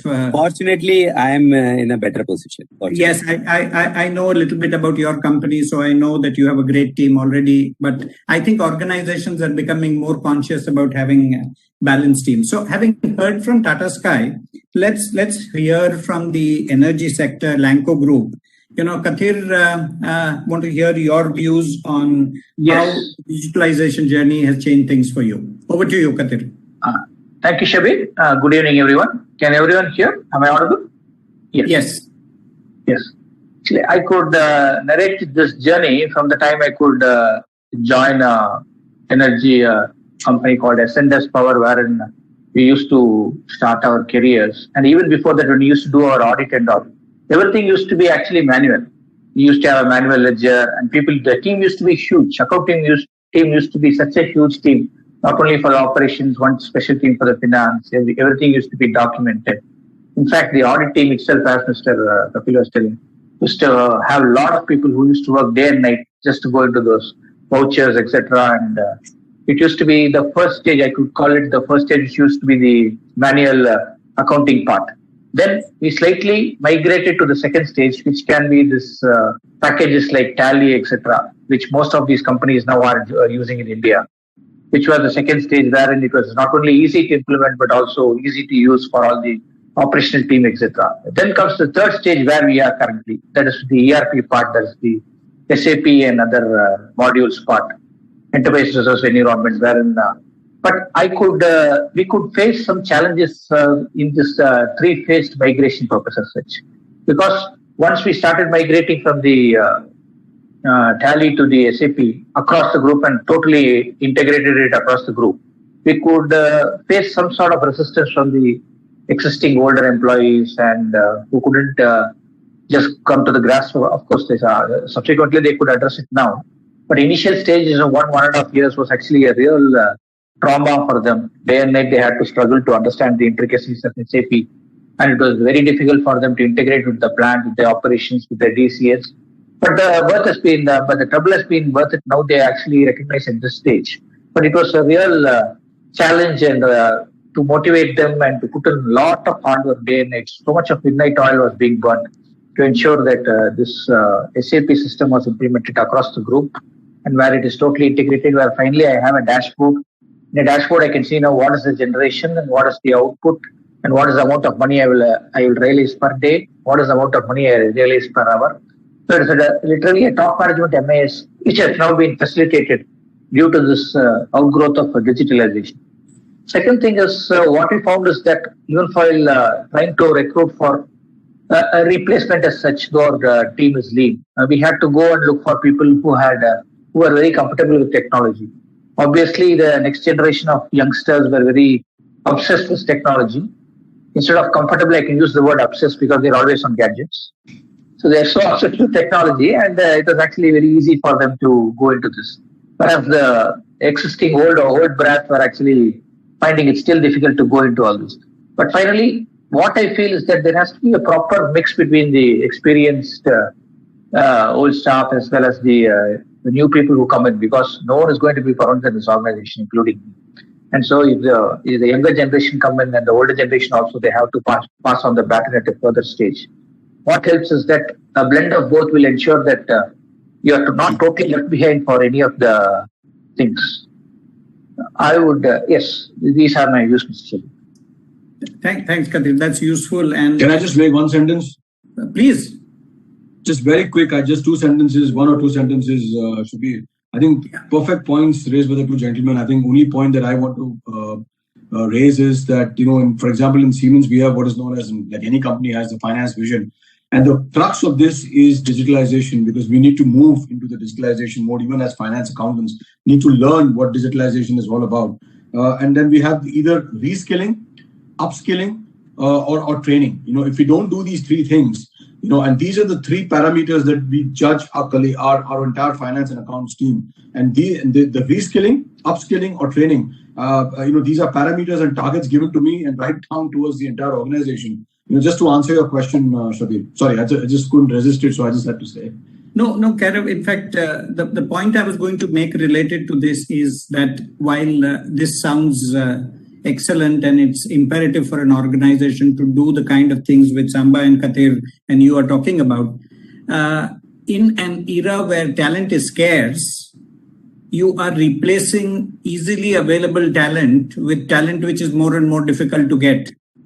Yeah. And that itself is a challenge for the CFO, the HR team, everybody else who are involved in making them. These talent could also be more mobile, compared to what the old timers, as Katir talked about, could be. And therefore, it presents its own challenges in terms of managing this kind of a team. But I think the results more than compensate for them. And one way to ameliorate the issue is what you were just talking about, which is skilling training and, reskilling of people who are involved, so that you're just not relying on outside talent all the time for the new initiatives you want to drive. Yeah, thanks. That I think we again nailed that on the head. The next question, Samba, I again have for you. It's also based on some things that you mentioned about the outsourcing and the full-time executives which you use for all the operational work, which is that in decisions which are related to digital transformation, as CFO, what is the role you play, and who are the other people you ensure are involved in the process so that it becomes a decision which is implementable? People have talked about change management.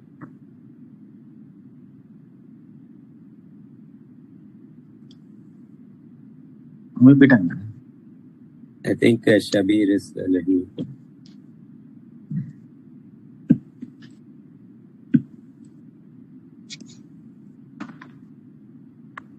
So I'll start? Yeah. Yes, sir, you may go ahead, please. Yeah, thank you. Thanks, Shabari. So I know the question. So basically what I think was asked is that, do we know how the whole thing has changed over a period of time in terms of what you can say, the people, when you are taking these outsourcing decisions, who are the stakeholders who are involved? What's the level of decision-making process? How it is actually done? So how do you go around the whole change management process? So for us, it was a little simpler. As an organization, we had taken a call to do a digitalization across all the functions. So it was not only a finance agenda, but it was a business agenda. It actually helps that when something is a business agenda and just not a finance agenda, so which means that everybody has to move forward and evolve on the digitalization front. That is point number one. So therefore, I did not have the task of convincing somebody else saying that, okay, this is what we need to do, because it was part of the overall must-do list for the organization as such. So it became a little bit easier for Tata Sky. Having said that, we also try to see how fast we can move in the digitalization process. When I say fast, we had a step-by-step approach on the change management. 2013-14, we started actually in a slightly lower note where I think we heard Kadir also saying that there were a lot of manual activities and all those things. I was in a similar kind of a stage and not very surprised because the company was only 6-7 years old at that point in time. Now also we are only 15-year-old company. We are not a very long lead company. We started in 2016. So by 2013, things were good, but they were not as mature as processes as of today. So first stage was to do what we called as SOP writing. Then second stage was to do automation. Third stage was to do what we said outsourcing. Each one is a 1-year activity. I'm using one word, but it's actually a 1-year activity. Then after outsourcing, then we said, let us move into RPA. 2017, we started RPA. 2018, we went into more Six Sigma project and simplification of processes. The benefits of all these things we could realize, the level of automation kept on going up and up and up. We also started upskilling the people. So with all these things, what has happened was while the pandemic occurred, we could reap the full benefit of it. Overnight, when the company started saying that we will not have anybody working from office, a decision was taken overnight. And from then onwards, even now, still we are working from home. Most of us are working from home, even as we speak today. But fortunately, because of the journey which we had gotten into, there was absolutely no panic. Even in April 2020, on the 8th of April, pre-pandemic plan was to get the accounts approved by 8th of April. We were ready, even on a post-pandemic scenario. Now also in April 8th of 2021, we got the board meeting done. Last year, the board meeting did not happen for pandemic reason, not because the accounts were not ready. This year, the accounts were ready and it was signed off on 8th of April. Next year also it will be done on 8th of April. So it's a large milestone, and our monthly reports, for example, are fully automated, and we are able to deliver the reports on day one. So the remaining 29 days, the people are able to analyze and add value to the business. So with that, I will stop, and possibly we can go to the next question if Sabari can take over the questions. I don't know whether trying to see whether Shabi is there, joined back or not, or otherwise, Shabari, if you have the list of questions, you can take over. Thank you. Yeah, I think we'll probably ask Mr. Darpan to pitch in with his inputs on this. Yeah, please, over to you, Mr. Darpan. Yeah. Thank you, Mr. Samso. Yeah, thank you.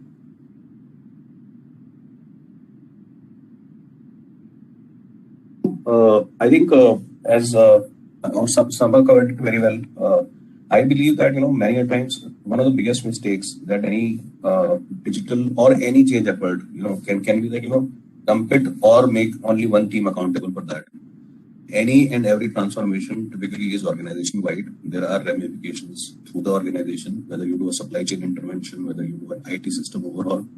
So, and I am a big proponent of while finance should be the prime evangelist, and because at the end of the day, some of the direct and indirect benefits on visibility of data, speed and accuracy of data, they directly accrue to finance, and the visibility goes up far better, more granular.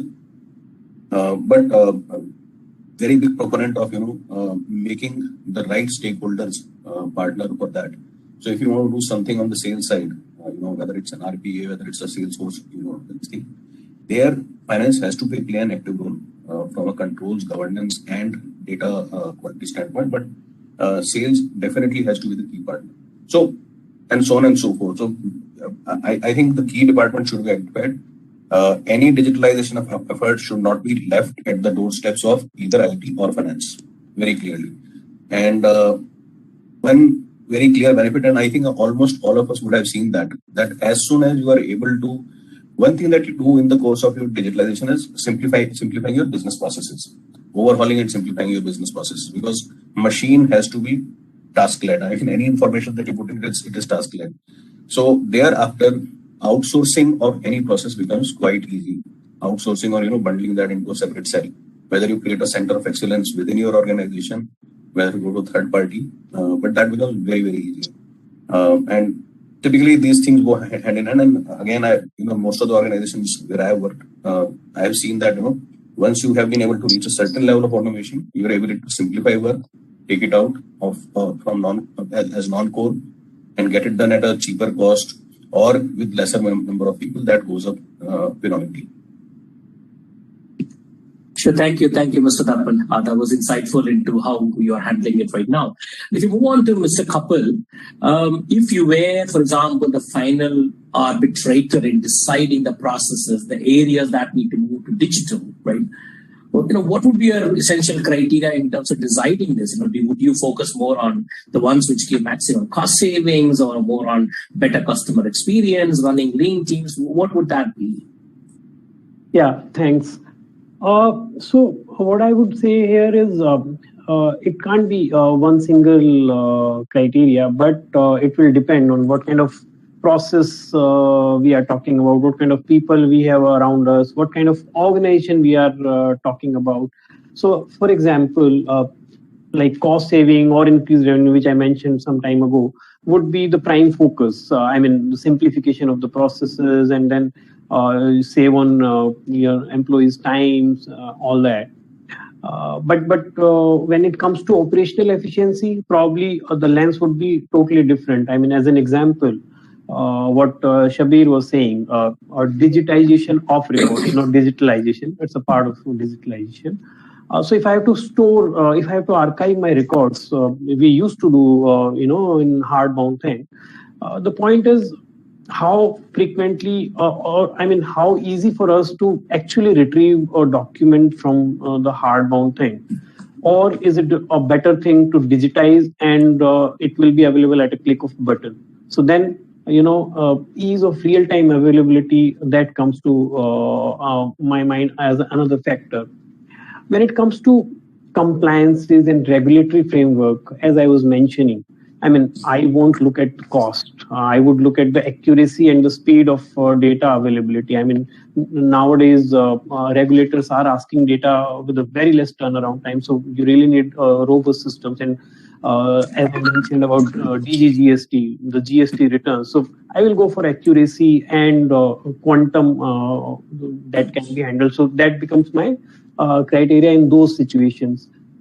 Many organizations which are technology organizations, they go with client-centric user experience approach. I mean, you talk about Twitter, Facebook. A classical example is Zerodha. I mean, it's a DMAT platform, but ultimately a technology platform. So what they will look at it is whatever change or betterment they are doing in terms of technology, how user experience will come out, and they won't even think about the cost at that point in time, because their ultimate aim is to increase their customer base. And probably another thing is your market position. My market position, I would like to maintain always, and I would like to be ahead of the curve. So what my competitors are doing in the market, probably that will also drive me for these steps, I would say. Got it. Thank you, Mr. Kapil. If we move on to the next topic, I'm keen to look at, for example, digitalization in two dimensions. One is more on, for example, addressing a particular business need. The other one is use of technology or pushing the use of technology in that sense, right? Traditionally, the business need was driving all of this, okay? But also it's important to ensure that we keep an eye out on the technology innovation, whatever's happening, to be able to use that for running a business as well, right? And what has been some of your experience of balancing both of them, because there's always a trade-off somewhere we have to do. There's a push from business to do something, the technology push as such, right? So I would probably start with Mr. Katir. Can you help us understand with some examples on, where you were able to balance it a little bit better, where you had to compromise something, etc. Will be helpful for the audience to understand your perspective on it, Mr. Katir. Yes. Thanks for the question, Mr. Savani. Actually, it is actually about the chicken or egg story. You can say where the business needs comes first, or whether ultimately where the technology takes over. Actually, obviously, it is going to be a blend of both. But if we could narrate from some experience. Actually, the constraints in the implementation of these technology-related platforms plays an important role, whether in resource-wise or employee-wise or etc. or time-wise. Because ultimately, everything is being used for the furtherment of the profits of the organization and for the business assets. Because business is not there, company is not there, there is no use in having all these APIs. There is the basic thing which we all know and actually we are pursuing. Actually, this was the issue we had in the initial stages also. Because initially, when we were trying to implement SAP even for the smaller companies across the group, the budget was not there. Neither the budget nor the resources, etc., was not there in those smaller companies, which were available in the bigger companies across the group. So actually, what we had to do at that stage was actually we couldn't leave away 5 or 6 companies out of this group, because then your complete integration of the data would not come, and SAP would be rendered useless if it was just done for some top companies. So what we had to do was, we had to actually, we had to depute our team from the other companies. Our resources had to be deputed to those companies. We had to have some consultants who were actually helping us with the implementation, like IBM, etc. So they are also actually helping us.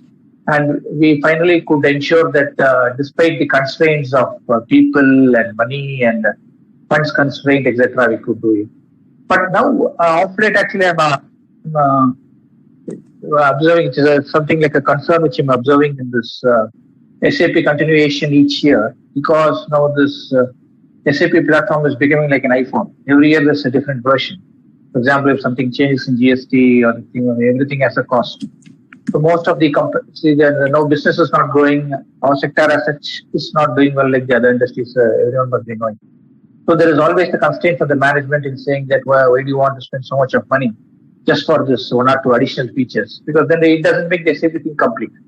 So what SAP we were actually implemented in 2010, then upgraded in 12, 14, 16 doesn't hold out now. In the sense, it is just something better than an ordinary platform. But if I want to have the comprehensive SAP, like what the other top companies are doing in the panel as such, then I need to spend this amount of money to upgrade my SAP and to ensure this is done. But that I think is a huge constraint, and I really have a doubt how many percentage of companies in India can really afford it to upgrade it each year as far as technology is concerned, and then also to hire the relevant people for it. This is a constraint. Thanks. Got it, Mr. Karan. I think we have Mr. Shabir back. Mr. Shabir, back to you, please. Yeah. Thanks, Sabri, for taking over, and my panel for gamely going on. Peter strikes, So I guess what was just being answered was the question related to the manufacturing organization. Was that the one which was being answered right now by you, Katir? It was the business and technology dimension. Yeah. Point number 6. Okay. So the one on the 2 dimensions, business need and technology, was that the one? Yes. Yeah. Okay. So the next part is I've seen in at least in India that some industries definitely lag behind in the level of IT. Before we proceed, I just had a short point to make on the trade-off between. Please, so that one. Despite my youthful looks, actually, I am a bit of orthodox person out here. So I would always place business need at the peer at the pioneer position. Never in all for technology, but I would not vote for technology for the sake of technology. I can count 2 different, very, very different kind of and very, very different eras. See, one thing that we have seen is that, today proven technologies are really, really affordable. So it's what you can, plug and play into your business. There are n number of options available, but it has to make a case for your business. If I go very early back into when the indirect tax used to be something called excise tax, at that point in time, we created something homegrown for our specific shipment needs. It was cheap and cheerful program. It worked like magic, and for a decent mid-sized revenue organization. So we were not satisfied with the technology that we were seeing. So we went ahead and did something which suited our needs. Right. Another thing which is more recent, in the recent times, I have had the opportunity to work with, again, legal software, legal management software systems. They are something which are par for the course today. Enough number of service providers, enough number of proven technologies. But at least two of my previous employers, because of the specific, geographical spread of these companies, plus the kind of, regulatory needs that they had, there was simply no financial case for, putting a legal management software over there. It didn't make any business case. You could have done very well that way some other manner. And that's what we did. So if we start chasing technology for the sake of technology, there is a possibility that, the financial or para-financial paybacks from that may not be delivered. And it might be just, if the relevance is not there, then it may lose its impact also. So that's my 2 cents. No, I agree that one, and I don't think anybody would talk about technology for the sake of technology as a thing. The point that is being made here is if an organization does not have a mechanism in place for technology exploration, what is happening, what are other organizations using, what kind of benefits are they getting out there, and that creating a use case, which then needs to go through the business needs filter before it gets implemented in the organization. But if that does not happen, I have seen a large number of organizations who tend to be in an insular environment, and they say we are clear about our business needs, and therefore we don't need to look too much outside. We know what we want, but the possibilities today are limitless. So this kind of a question maybe 3, 4, 5 years back would have been not relevant, but today it becomes relevant because organizations need to create a mechanism in place to say, like in the previous panel, somebody talked about bots and how they were using bots for certain kind of things in both their call center as well as other areas. Now, if you've not explored bots, and you may explore bots and you may not have a call center, but you will find 3 other areas where you may want to use that, or analytics, or any of the other AI, ML, which is there. So yes, So, there Shabir, is not at balance. all. Let me just clarify. It was not about finding any fault with the technology. In Correct. fact, even as you rightly said, even I have seen that I sat through a demo of one particular product, and I realized that I can't use it. My better usage for this product would be into something else altogether. Right. So you have to be open to learning. You have to keep your eyes open. That's exactly the means. Super. So the next question, like I was saying, some part of industries tend to lag. So I've seen, for example, that aspects of the hospitality industry, manufacturing industry tend to be a little behind as compared to, say, financial services industry or technology industry. So I want this question specifically for the manufacturing industry, which says that, they have impression that the management has the impression that a large investment has been made in ERP. And yet today, increasingly, the realization that you need to go beyond ERP, invest in a lot more things need to be done, but then there are constraints. So how is the approach to digital transformation that manufacturing industry is actually taking on the ground, on this, and what kind of constraints they are facing? So I'm going to ask two people who are kind of manufacturing here. Let's start with Kairav and then I'll go to Darpan.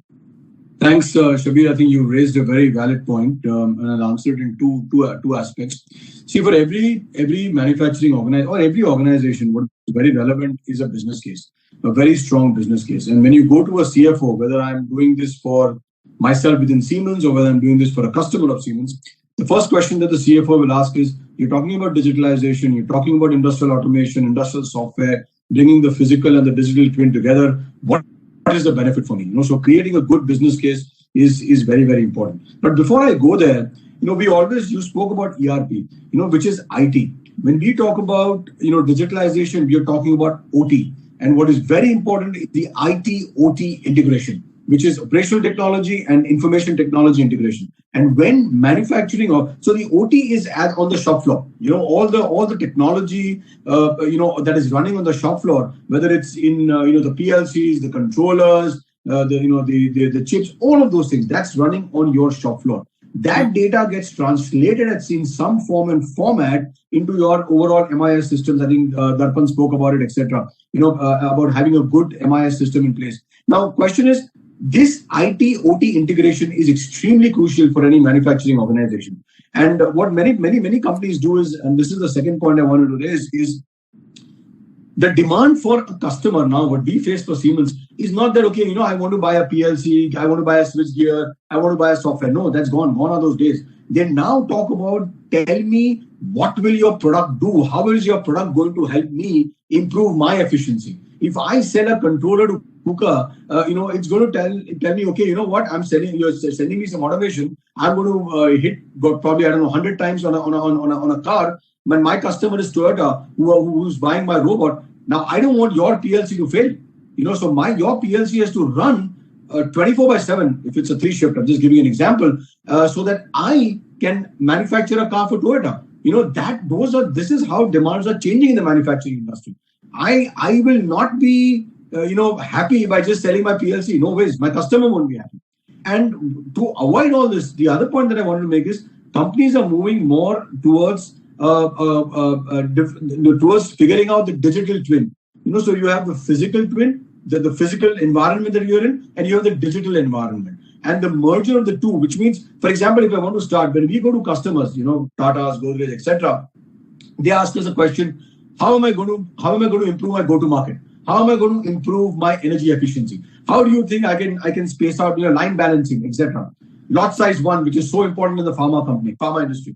How can Siemens help us with that? And the first thing is, when you talk about energy efficiency, when you talk about cost outs, and this applies also to us as Siemens, they basically tell us, before we even hit the shop floor, before we even start, pressing the first nail on the shop floor, tell us how this is going to look, the entire factory, the entire environment on a shop floor. So we have tools like NX Technomatics, MES, manufacturing execution systems, etc., where we devise the entire plant. So before anything even goes to production, this is done. So this is exactly what manufacturing companies are moving towards, Shabir. And that's where even our customers at Siemens are asking for value. Even, for example, we have a large warehousing logistics provider. And that person has basically said, we are more than happy with your tools, but tell us how you're going to help me provide better services to an Amazon or to a delivery. So when they supply their logistics solution to a customer, they are looking at us as a service provider. So manufacturing organizations are going through a massive change.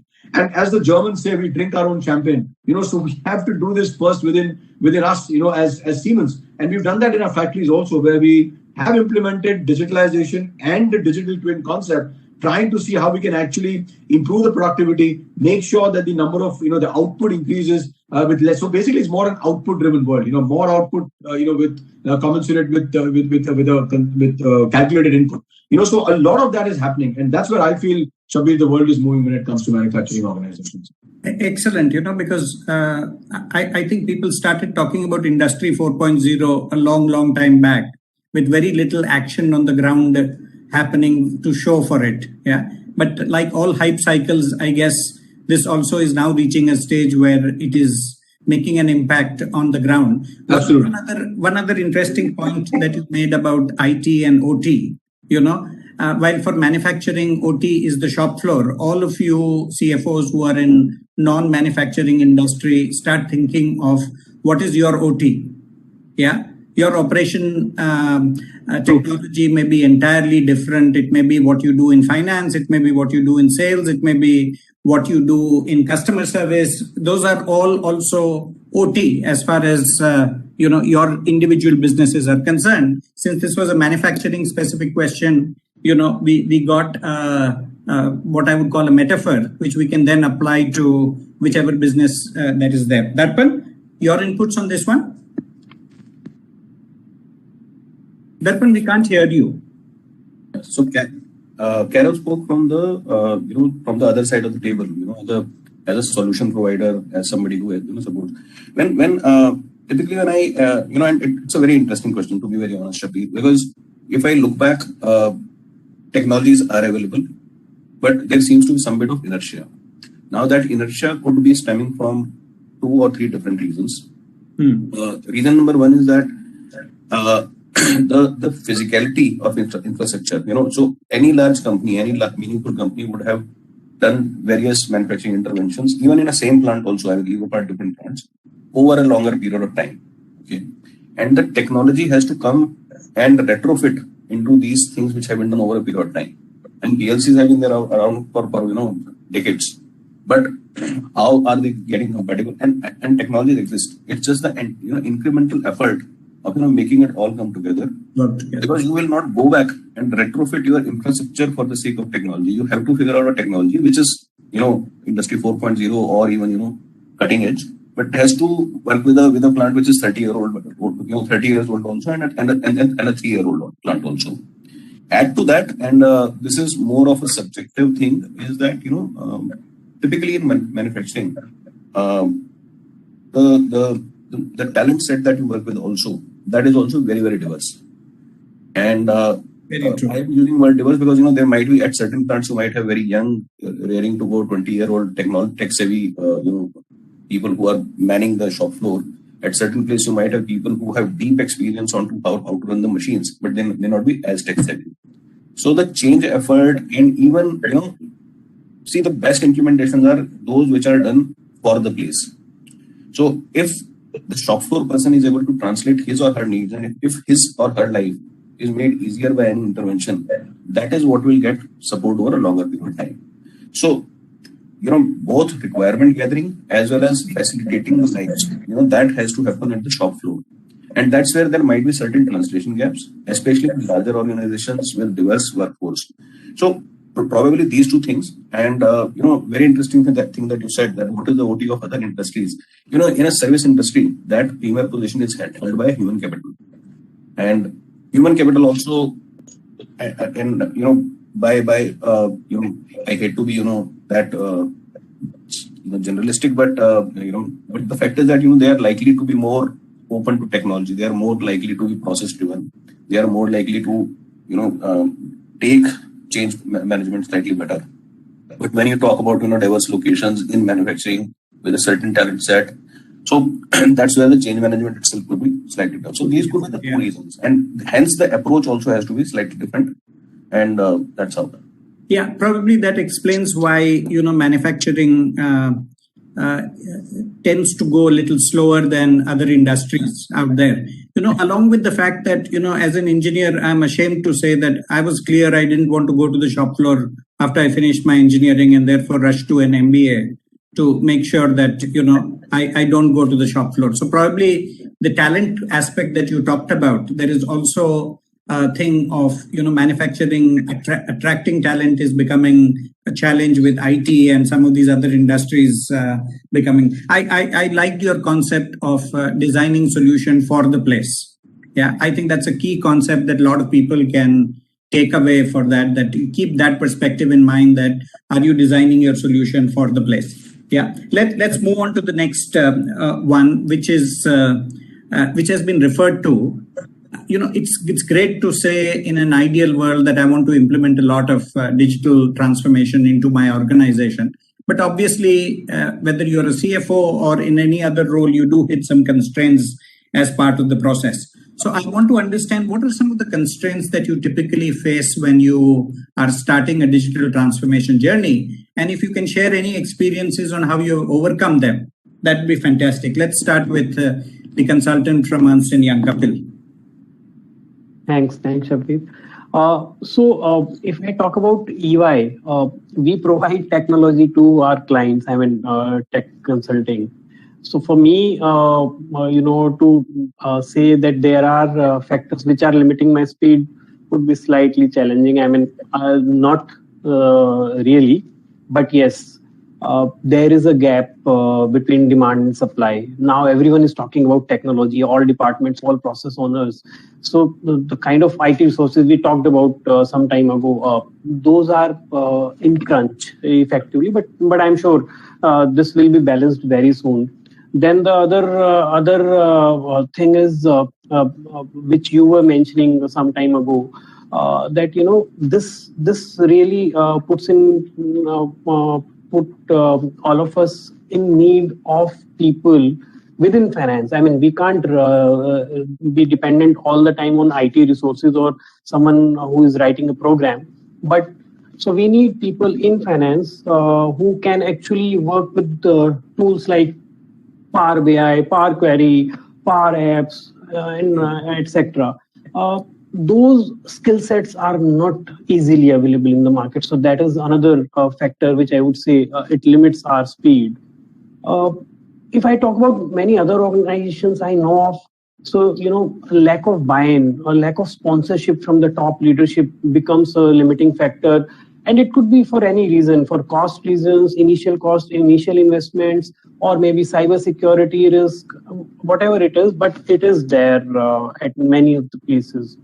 And then comes the change management. I can create so many systems, but unless these are accepted by the users, many of the process owners, they are fearful of challenging their own processes.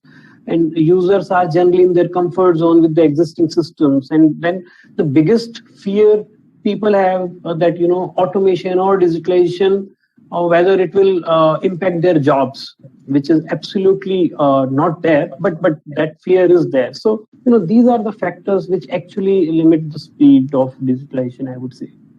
Okay. Kairav, I'm going to move to you to answer this, and I want you to answer it first from the point of view of your own organization. And then if you want to take a quick thing at what you've seen in other organizations, that's your choice to do that. Sure. Thanks, Shabir. I think from our side, within Siemens, obviously, some of the challenges we would obviously face would be a mindset. As we always say, we need to have a growth mindset versus a fixed mindset. And we are very much moving towards it. One of the 4 pillars that we've identified is growth mindset. And keeping that in mind, we will and we have to, we don't have a choice, move towards digitalization. But I've seen that many a times when you go and talk about digitalization, when I talk about internal digitalization, whether it's Salesforce, whether it's RPA, whether it's UiPath, Prism, you name it. So it becomes very difficult first for us internally to accept it. And once we see the value, then we say, okay, now this is working well, let me go. So I think the mindset change change. I mean, only a wet baby likes change. So for us to change, it's going to be very, very difficult. So I think that's the first challenge. But I think we've gone beyond that now, and we within Siemens, because we really drive this also for our end customers and our OEMs and through our products. We are very, very focused on making sure that the digitalization story is a grand success. And and as far as our customers are concerned, our OEMs and our end customers, we basically present them not just the product. So it's, as I said, Shabir, it's no longer a product sale. Gone are those days when you're doing your basic product sale. You're moving into the world of disruption, whether it's AI, edge computing, IoT, you have it, services on the cloud, all of that, SaaS, all of that. So you have to. They expect you to do that translation, is it, Karan? Absolutely. They expect us, one, to do the translation, also to actually explain to them, Shabir, that how is it going to add value. So when I go and talk to someone, I mean, we are also learning, to be honest with you. Edge computing is something which is new. I mean, today, if even our technologists were to ask, they are really delving in, but they are also new to this concept. So we are learning and at the same time doing. So it's learning by doing by learning. And that's exactly what we do. And we explain this through a business case. The third thing that we normally do is, and practically most of the time is, we go as Siemens and we go as a financial services provider together. So we have Siemens and we also have Siemens Financial Services that go together with a very strong value proposition to the end customer. Because today, if I go to a CFO and I tell Darpan, go and implement this at your organization, he might like it and I say, what, can you help me with some finances? Probably. He might tell me this. And I might say, what, I also have a good financing plan for you, which will be definitely much better than your banks, because when you talk about an MDFC, the rules are quite different. Cuts both ways. So many of our organizations have looked at this combined value proposition very positively also. Okay. So, one of the things that you brought in is the fact that, which I expected to come very early in the process, was budgets. And you've talked about one of the ways that organizations can move at budgets with innovative financing. The other I had expected a lot of this thing to be talked about is management bandwidth. Yeah, as a constraint for putting in more digitalization process. Yes. Like some of you said, it is not just about implementing it, but implementing it well. In that case, it makes sense to go ahead and kind of have the management bandwidth to implement whatever it is. We are coming to the last question today, and we are a little short on time, so would request everybody to answer in short. Because this is the part which I think audience will get maximum value out of. I want you to share some examples of how areas which you have considered critical, either for the organization as a whole or for finance in particular, and how they have been enhanced with digitalization. I do know that Kathir had an interesting quick example to talk about. So let me start with Kathir, who comes from the power generation industry and Lanco, to talk to us about an interesting area of digitalization. Yeah, Kathir, over to you. Yes. Actually, initially we were actually selling our power through a long-term PPA with Stangetco, which was around 15 years and which got expired 1 year back. Actually, at that time we were getting natural gas as our source of fuel, and in the initial 10 years or so, the natural gas was coming close to 80%, which was 4 lakh SCM per day. But suddenly, what has happened, like KG Basin, our gas situation is so much deteriorated. That is a basic raw material for producing electric energy. So we are hardly getting 35% or 40% of gas. That is 2 lakhs energy of gas. So we had examined all the options on how to optimize this existing gas and still go into profits and survive this company. Otherwise, the company itself has to close down. Then finally, one interesting thing happened in our Indian Energy Exchange right from October onwards. The prices in the exchange actually are determined every 15 minutes. You have an RTC price, which is called round-the-clock pricing, which is for 24 hours. For example, the round-the-clock pricing for 24 hours in October was close to some 10 to 12 rupees a unit.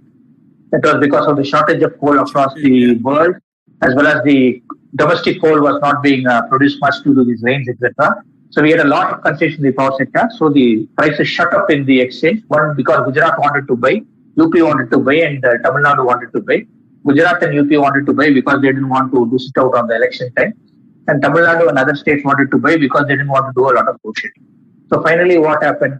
The prices in the exchange in peak hour. Peak hour is something like 18 to 22 hours, 6 to 10. So wherein the prices went up to even rupees 20.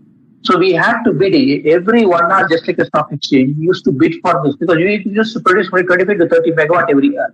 instead of 120 megawatt, we're only producing 25 to 30 due to the constraint of natural gas. So by optimizing our sale in the 6 to 10, we used to optimize our gas from 6 o'clock to 10 o'clock in the night. And we used to save the gas what is being the remaining 20 hours. We could ensure what amount of money, close to 30 crores, what we made in this 25 days was something what we generally cover in a period of 6 months. It was a huge financial benefit for this company to survive. We are still doing that actually. In fact, tomorrow the rates are not good, so I am shutting down my plant today because tomorrow the rates are close to 4 rupees. So I have decided once I get this price on a day-ahead market or RTM market, I will operate the plant. Otherwise, I will not operate the plant. So what happens is that I'm taking care of my expenses, I'm taking care of my fixed expenses, and this is working very well for us, especially when you have a constraint of fuel and the other constraints are also in place. And all the employees are also totally occupied in the factory, etc., because they know every minute they have to do something like this. This is the example. This is a great example for demand forecasting. In fact, when I was in California, I was talking to a company unlike yours, which was only into trading of energy, which means they buy and sell. They don't even generate energy. And he told me that about a month back when California hit the height of its shortage, power could be sold by him for as much as $10 per unit. It was unbelievable. That's like 700 rupees per unit, but that is the rate at which it was being sold. So yeah, digital transformation can be used for some interesting areas. Samba, any interesting ideas from you in other areas of finance or otherwise? I'll be very, very brief. There are three areas where we have got huge benefits of what we can say end-to-end automation solution. One is from this company called Kariba, where we have got a treasury end-to-end automation solution. So there is no manual work involved. Second is a company called Zycus. Again, we have got an end-to-end PRPO solution. It's fully integrated with SAP. And there is no manual intervention involved. Everything is automated, workflow automated, invoices automated, everything automated. 95% of the invoices are digitized now, more than 95. And the third one is what I call as Quest to Travel, which is benefiting all our employees. That's a company called Q2T. And that application is used for all the travel booking and the employee claims and all those things.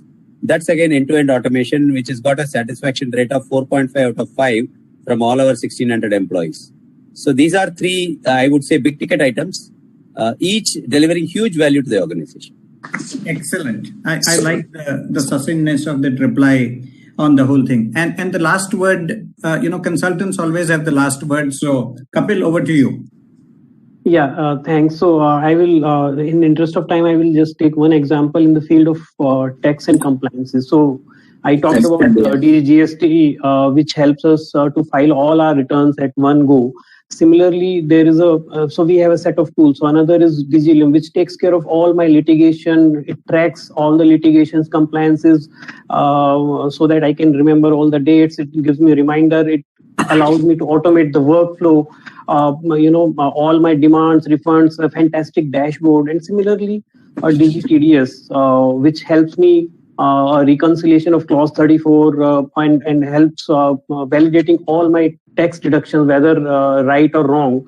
And then the DG Corp Tax, which helps me to create all my income tax returns, tax audit reports, tax calculation, etc. And the beauty of all these tools are that they talk to each other. So once I put data in one system, all systems are ready with the output. So effectively, a team sitting there for me in form of technology, helping all my tax for helping me all my tax needs. Thanks so much. And I think with these examples to the audience, what I want to say is look out for examples in your own organization where digital transformation can really make a difference. Thanks to all the panelists. You've been great in spite of me having to drop out in between and Sabri coming in and helping out in that period. Thank you to the audience for this thing. I don't think we have time for questions, Sabri. So we'll just pass this thing back to you and you can take it on from here. Thank you, Shabir. That was an amazing session. Thanks to everyone for joining in as well. And thanks to technology, how CFOs are able to function more effectively and efficiently now.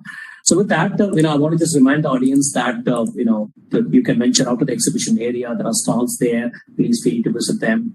And also, if there are any questions for the panelists or the moderator, please feel free to type them on the chat window as well. Before we move on to the announcement of the winners for the CFO Awards, We'll pause for a short video message from our title sponsor, Expensing, the global software company offering a complete range of spend management automation solutions. Girish, if you can play the video, please. Every CFO and every CPO in the corporate world knows that there is leakage in enterprise spending. Accidental wastage, maverick spending, fudging of expenses, redundant purchases. What if leakages could be reversed? Expensing spend management software. Reverse the leakage in corporate spending. Strategic sourcing. Procure to pay. Vendor portals.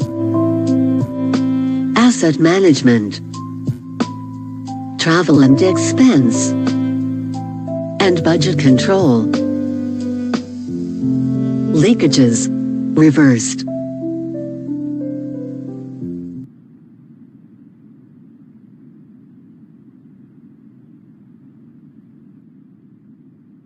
Thank you. Girish, if you can pass back control. Thank you.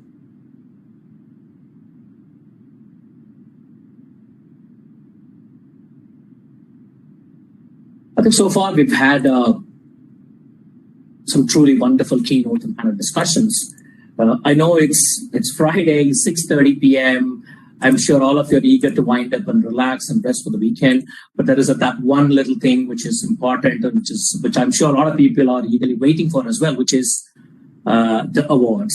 Especially the companies who nominated themselves for these awards. And we have 18 winners across 15 categories. And I would request the winners or the representatives from the organizations to be ready to share their experiences on winning the title as well. And our audiences too can extend congratulations to the chat window as well to all the winners as well. Okay. Let's start with the first one, which is the Lifetime Achievement Award. This goes to a person who has worn varied hats all through his life.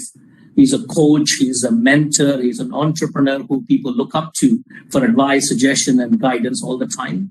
He's the ex-president, mobility business, group CIO, and group CFO of Mahindra Group. This is none other than Mr. Parthasarathy. Congratulations to you, sir. We are glad to have you here, and we feel honored to have bestowed this award to you. Thank you, sir. We would like to hear from you a couple of words from you as well. Thank you. Sabri is probably what you're called. Thank you, Sabri. Thank you. Thank you, BIS Integration.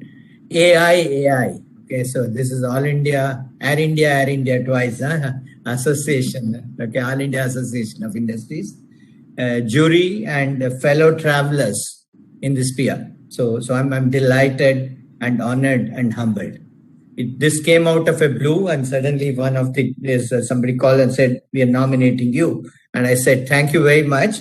It's actually a great booster because I'm starting my next career where it says the next inning is focused on giving back more than receiving. So how do I benefit the society? And as I move there, it'll be good to know that I have the back of my CFO colleagues, the BIS Integration, the AI, and all of you to do this.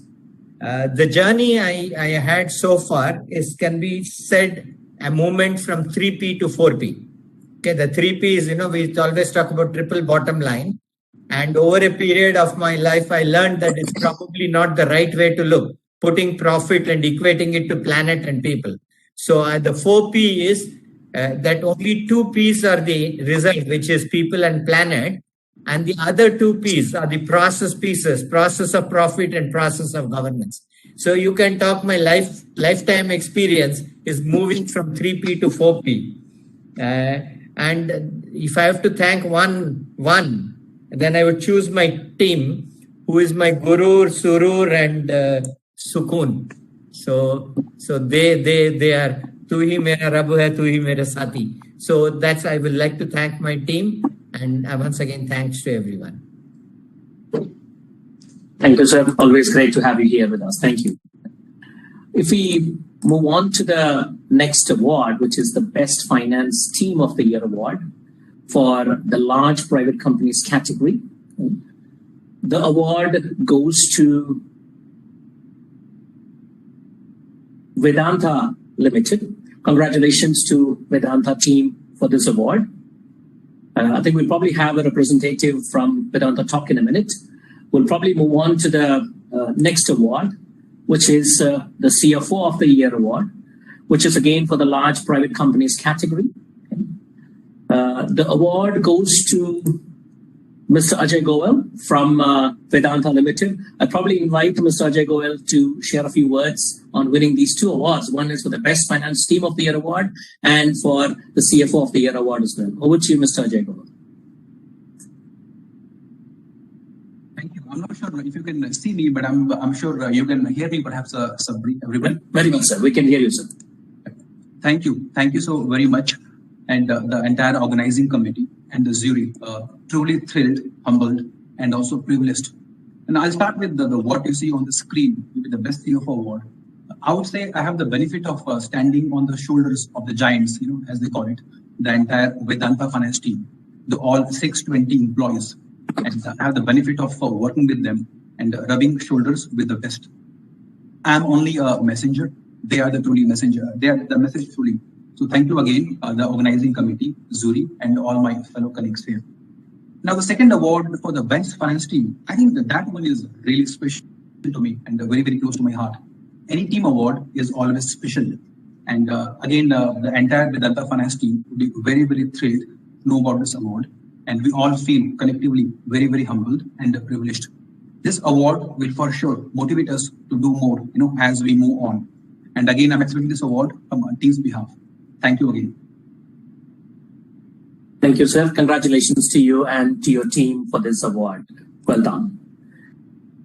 If we move on to the next award, which is for the Best CFO in the BFSI segment for the large private companies category. There were a lot of nominations in this category. Eventually, there is always one winner in this, which is the award actually goes to Mr. Rikhil Shah from SBI General Insurance Company Limited. Congratulations, sir. Well done to you. If we can have a couple of words from you. Am I audible and visible? Very much so, please. Yeah. Thank you for this. And I'm extremely glad to be gratified with this recognition of Best CFO in BFSI category. Awards like this pushes us to achieve milestone year in year. And I think I'm grateful to the organizers and the jury members for recognizing me. In fact, I'm grateful to my organization for giving me this opportunity. And a leader is always empty without its team. So all credit for my team members who have contributed and backed me in getting the desired results. And nowadays, the CFO role is also going under the paradigm shift where we all are moving into a strategic partner of the business. So day by day challenges are going, and these all awards pushes us to achieve these things. And I'm thankful to organizers and jury for this. Very well said, sir. Thank you, and congratulations to you and your team as well. Thank you. We move on to the next award, which is the Best CFO for Information and Communication Technology, and in the large private companies category. The award goes to Mr. Ganesh Shankar Raman from Sifi Technologies Limited. Congratulations to you, sir. If we can have a few words from you on this award, please. Thank you very much. It is indeed a great honor, and I'm happy and feel privileged for being selected for this award. I humbly accept this award with great responsibility and pride. These awards, as other awardees also mentioned, that it gives a lot of respect, and it would enhance our commitment and focus. I would like to thank all the members of the jury for selecting this award for me. And I'd like to take this opportunity to congratulate other members, other awardees for getting their respective awards for which they deserve. Last but not least, I'd like to thank Business Integration for doing such a wonderful session. Thank you very much. Thank you, sir, and congratulations to you again. Thank you. Thanks. Thank you. We move on to the next one, which is the Best Finance Transformation Award in the medium private companies category. The award goes to Dices India Private Limited. Congratulations to the team. Any representative from there, we can have a few words with them. Yes, good evening, everyone. I'll try to please just connect to the video. I'm sorry about it. So I'm very honored and privileged to, on behalf of the company, to accept this award. And Dices India Private Limited embarked on a integration program of two big companies. We are a $450 million company in the US, and we acquired another $450 million company in the month of March. So we doubled our size, and you can understand the enormity of the integration and transition process that we had to take up to integrate the systems of both the companies. And thanks to my entire team, the IT team, and the other teams involved, we were able to do it with the help of meticulous planning. And within a span of about 2 months, we were able to achieve the integration and go live. And we had the help of and the support of the management in this, and we had the support of the other company's team as well. See, because it was a mingling of two cultures, the integration and transition of the systems from the previous legacy systems that they had to this system, and as a result of which it was a challenging task, and we were able to achieve it without any major issues. I thank this integration team for a fantastic session. I've been attending this session from 3 p.m. itself. I logged in at 3 p.m. and the panel discussions were all fantastic, and it was very informative, and I could gain a lot of knowledge. Thanks to the team, and thanks to all the panelists and the jury for having selected Dices India Private Limited for this category. And I should, as one of my previous predecessors said, I should thank my team for this, and the entire credit goes to my team. Thank you so much. Excellent, sir. I think the work, what you did is really transformational, and that is recognition for the work, whatever you have done. Very well done, sir. Yeah, sorry. At last I got my video, sorry. No problem. Yeah. Thank you. Moving on to the next award, which is the best CFO in the healthcare vertical as such, under the small private companies category. The award goes to Ms. Satya, VP from Bilrod Hospitals Private Limited. Could we have Ms. Satya here for a couple of words, please? Good evening, ladies and gentlemen. It's my pleasure to be here. Myself, Satya, CFO Bilrod Hospitals. I consider myself extremely fortunate to have been associated with Bilrod Hospitals, which has emerged as one of the pioneers in the healthcare sector, providing quality and affordable healthcare. Being a CFO in the healthcare industry is very, very different from being a CFO in any other industry. It is not just about spreadsheets and balancing the books, but it's about dealing with emotions and sufferings. It is about deciding where to draw the line between profitability and humanity. I would like to use this platform to express my gratitude to the people who have made me what I am today. Firstly, my dad. It was my dad's dream that I should become a CA, but I lost my dad just before my CA examination. Though life challenged me and I had 1,000 reasons to exit, but his dream pushed me forward to break all barriers. And here I am, a proud daughter, and now as a CFO awardee. And thanks to my family for being a pillar of strength, with special mention to my loving kids for understanding my hectic work life and busy schedule. Winning this award would not have been possible without the inspiration and support from our senior CA, K.M. Mohandas, who has been a guiding light to me. And a big thanks to my whole family of Bilrod. As per a Japanese saying, better than 1,000 days of diligent study is one day with a great mentor. I would like to express my gratitude to my mentor, Chairman and Managing Director of Bilrod Hospitals, Dr. Rajesh Jagannathan, for having entrusted me with the opportunity to serve in a hospital known for its humanitarian services. He has always been instrumental in pushing me forward beyond my boundaries and for providing a challenging environment to progress in my careers. Last but definitely not the least, my heartfelt thanks to the organizers and the jury for the recognition. It's truly an honor. Thank you. Well done, ma'am. Congratulations. That's true grit and determination in play there.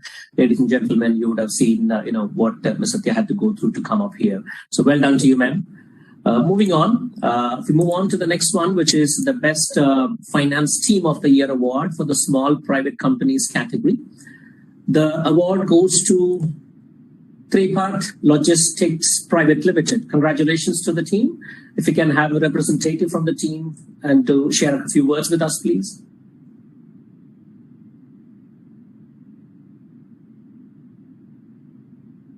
Do we have someone from Tripa?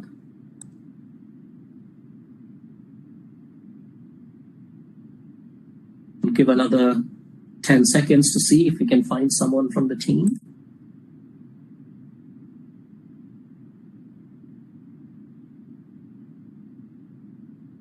Okay, I think we'll probably move on. Congratulations to the Tripa team. The next award is the Best CFO Award in the BFSI category on the medium private company segment as such. The award goes to Mr. Jitendra Atra, Edelweiss General Insurance Company Limited. Congratulations to you, sir. If you can have a few words from you, that will be great. Yeah, hi guys. Thank you very much. I think, as the others mentioned, such awards like this actually makes you feel really better.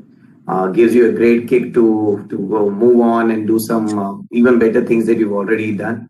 We are a very, Edelweiss General Insurance. We use technology to the core. So I think we are a fintech company right now, and digital is the new word for us. And thank you to the organizers, to the jury, for providing this award. It's really a good kick. And I think I would also like to thank my team who stood by me in the startup times, and now we are able to provide really good results. So thank you, everyone. It's a really good positive sign from the team, and I really like to thank the jury for this. Thank you very much. Thank you, sir. Congratulations to you and to the team as well. Moving on, this is the next award is the Young CFO of the Year. Again, recognizing young talent who is shaping up the direction of the company as such. The award goes to Mr. Subhash Gages from Nippon Paint. Congratulations to you, Mr. Subhash. We'd love to hear a few words from you.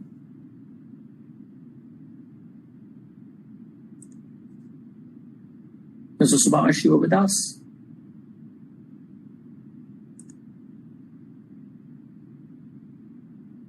Okay, we'll give another 10, 12 seconds and then see if we need to move on.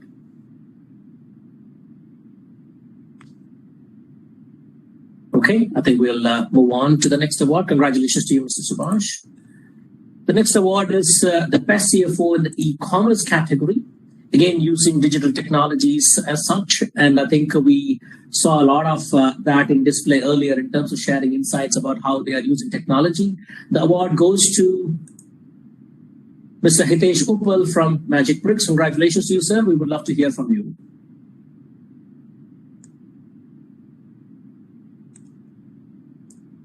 Mr. Hitesh, you're with us?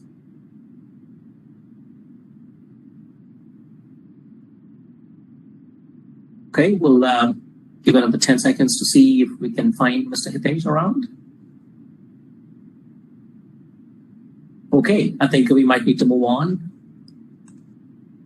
Moving on to the next award, which is the Best Finance Director in the IT segment as such.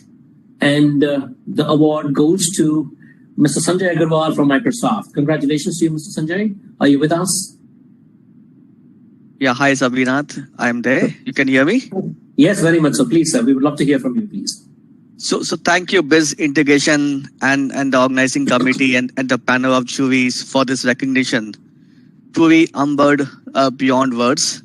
I'm forever grateful to my company, Microsoft, for giving me a purpose in terms of helping every person in the planet to achieve more. And I think as a company, the way we have been helping our customers and every person is something which is truly inspiring and something which motivates me and really helps me in terms of bringing my best to the job on a daily basis. And these awards really also inspires you to do even more. So thank you for this recognition. Lastly, as I said, this award is on behalf of the entire, Microsoft India finance team. I'm just humbly representing them in this forum and accepting this award on their behalf. Thank you so much. Excellent. Congratulations to you, sir, and to your team as well. Move on to the next award, which is the Best CFO Male in the FMCG category. The award goes to Mr. Pavan Agarwal from Marico. Congratulations to you, sir. And we would love to hear from you a few words about the award. And what do you feel?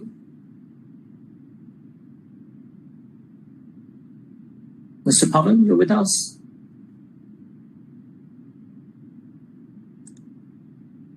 Okay, we'll give another 10 seconds for Mr. Pavan to see if he's around to talk to us. Okay, looks like probably we're not able to spot Mr. Pavan yet, so we'll move on. The next award is for the best CFO in the female category in the FMCG segment. The award goes to Ms. Niranjani from Hershey's India Limited. Congratulations to you, ma'am. We would love to hear a few words if you're around.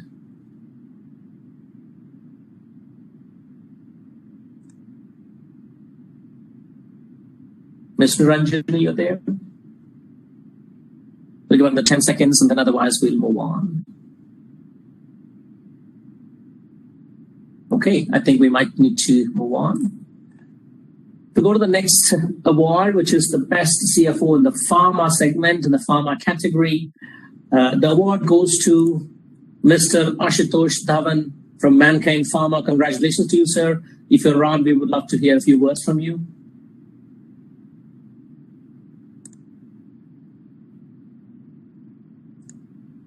Mr. Ashutosh, are you around? We'll wait for the 10 seconds, otherwise we'll move on. Okay, I think we'll move on to the next category, which is the best CFO in the healthcare category for the large private companies group as such. There, the award goes to Mr. Ved Prakash Goel from Dr. Lal Path Labs Limited. Congratulations to you, sir. If you're around, we would be glad to hear from you, please.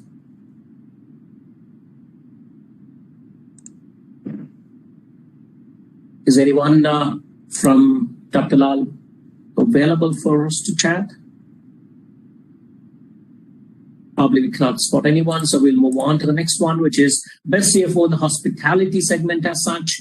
The award goes to Mr. Gaurav Khandelwal from OIO. Mr. Gaurav, are you around?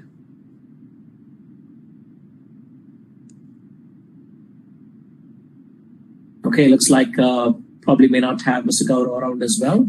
Congratulations to you anyway, sir. Moving on to the last but not the least, the final award for the day, which is the best CFO in the retail segment. The award goes to Mr. Amanpreet Sohi from Mama Earth. Congratulations to you, sir. If you're around, we would love to hear from you. Yes, absolutely. Hi, everyone. Thank you so much to the jury and at the same time encouraging us. Like everyone said previously, I think without the team, we won't be able to achieve what we are, and we won't be getting recognized the way we are. Having said that, I think the role of CFO has evolved. Like an earlier participant was mentioning, we are more of business partners and partner the strategy. And I think I would like to thank the vision of our founders, the way we have sort of scaled in such a short span. So clearly, I want to thank the founders, thank my team, and thanks to the jury for encouraging us. We'll continue to sort of disrupt the way we have been disrupting so far. So thank you so much for the encouragement. Congratulations to you, sir. I think with that, we have come to the end of the awards as such. Many congratulations to all the winners. Absolutely industry recognition by such an esteemed jury is definitely a motivation to work more and achieve more for sure, right? With this, I think it's the perfect time to hear from the jury itself, their thoughts on the winners and their entire experience of judging the CFO Awards 2021, right? We'll pause here for a short video message from our title sponsor, Expensing, and then the global software company offering a complete range of spend management automation solutions. With that, we'll play the video and then we'll come on to the jury in a minute.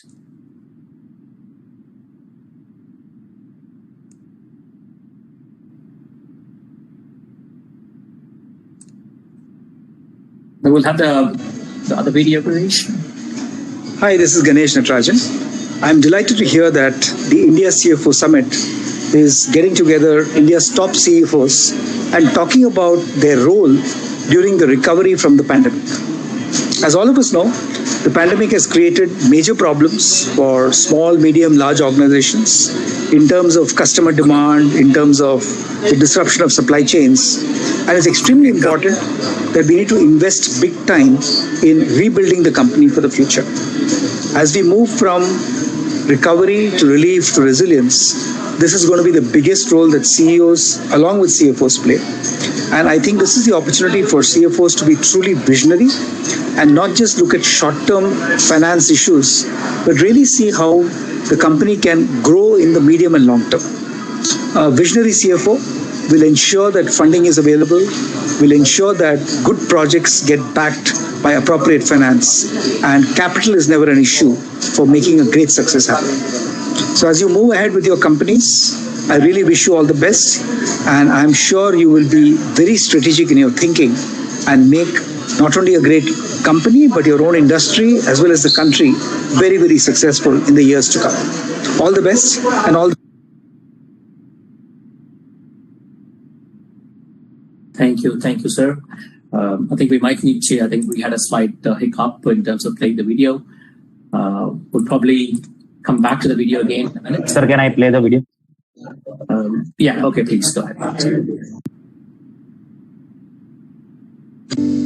Every CFO and every CPO in the corporate world knows that there is leakage in enterprise spending, accidental wastage, maverick spending, fudging of expenses, redundant purchases. What if leakages could be reversed? Expensing spend management software. Reverse the leakage in corporate spending. Strategic sourcing. Procure to pay. Vendor portals. Asset management.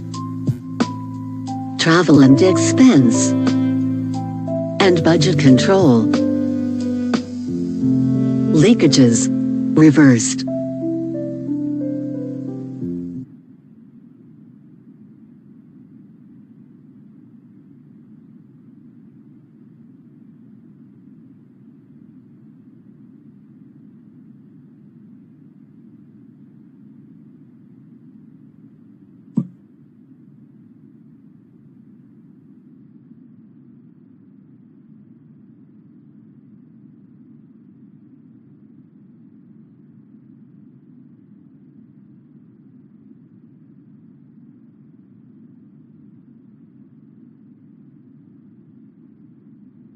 Suresh, are you there?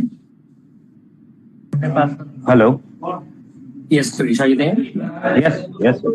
Okay, all right, okay. Can you give back controls to me, please? Yeah. Already done, sir. Sure, thank you. Can you try one more time, please?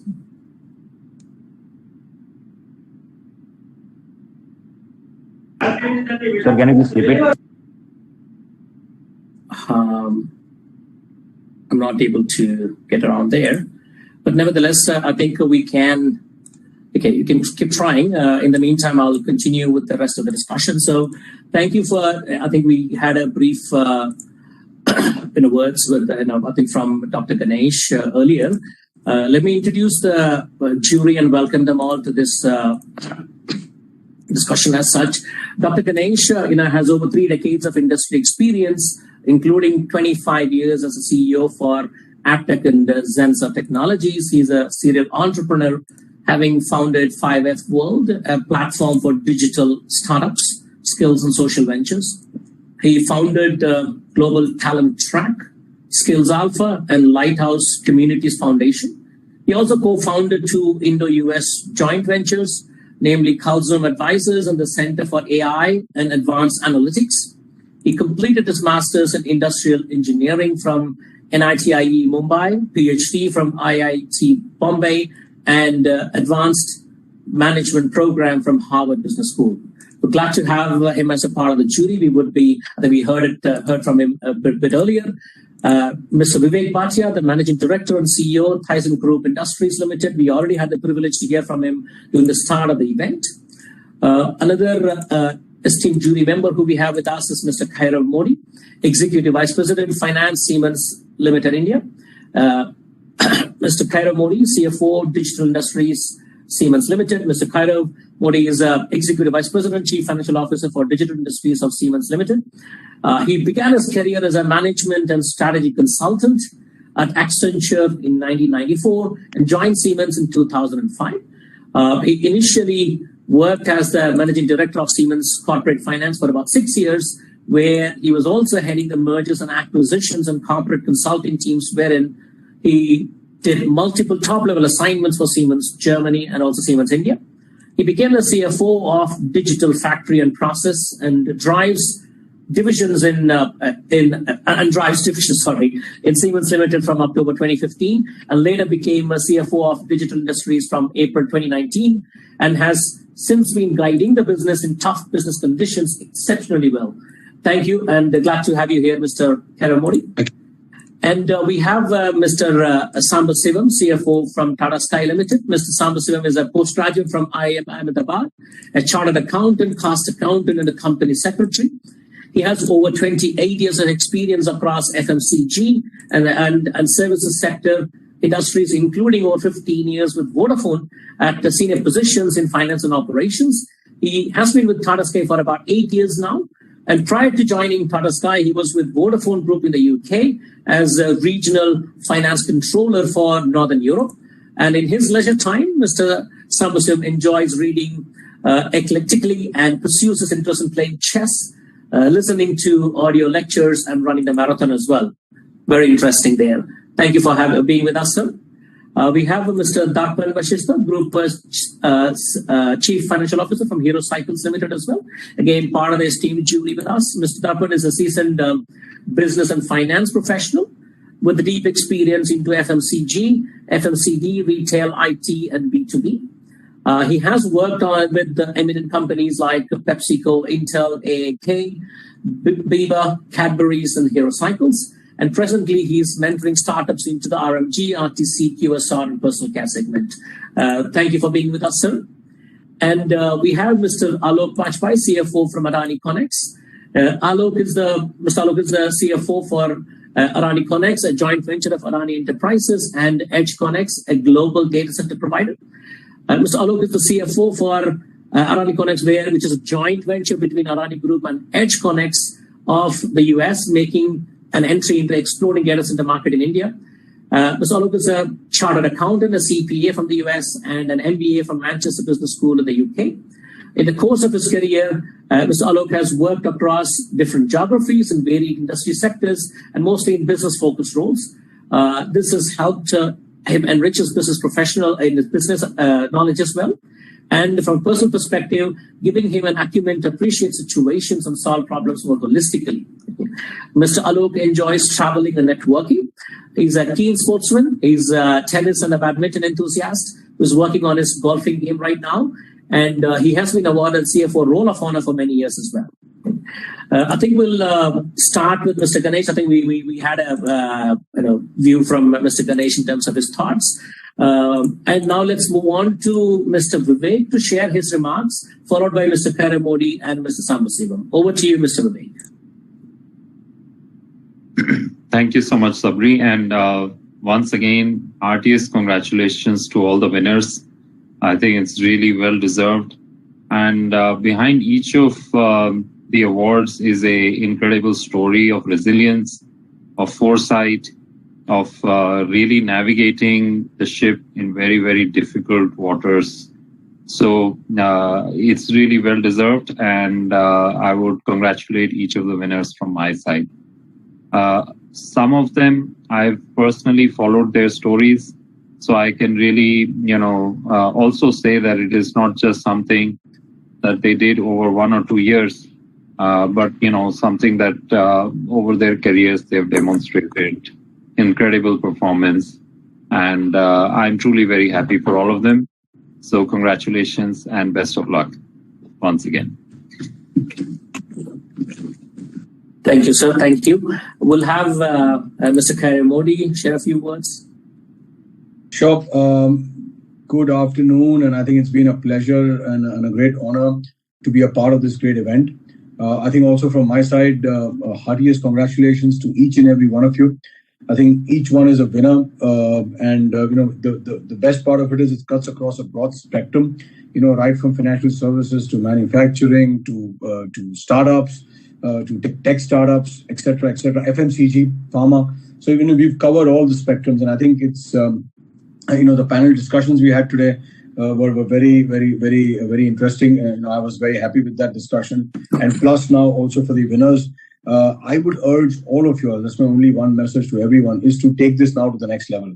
As I also said during the panel discussion, things are changing, the world is changing, and we really don't have the time and the luxury that we had probably in the past. So the faster we move, the better. We need to think big, we need to act fast and be honest.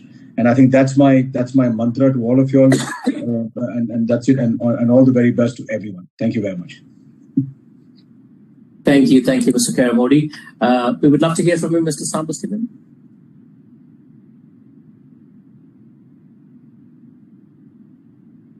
You there with us, sir?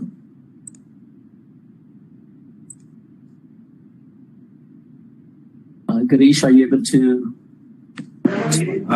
Sir, it's not. Okay. All right. We'll see if we can hear from Mr. Darpan now, and we'll end with Ms. Alok Bajpai. So, first of all, it's a privilege to sit amongst the jury, for such dignified, such talented, award recipients. More of an honor for the jury also, not only for the people who have got the award. My heartiest congratulations to all of you, and all the best. Hope to see you all in coming days. Thanks.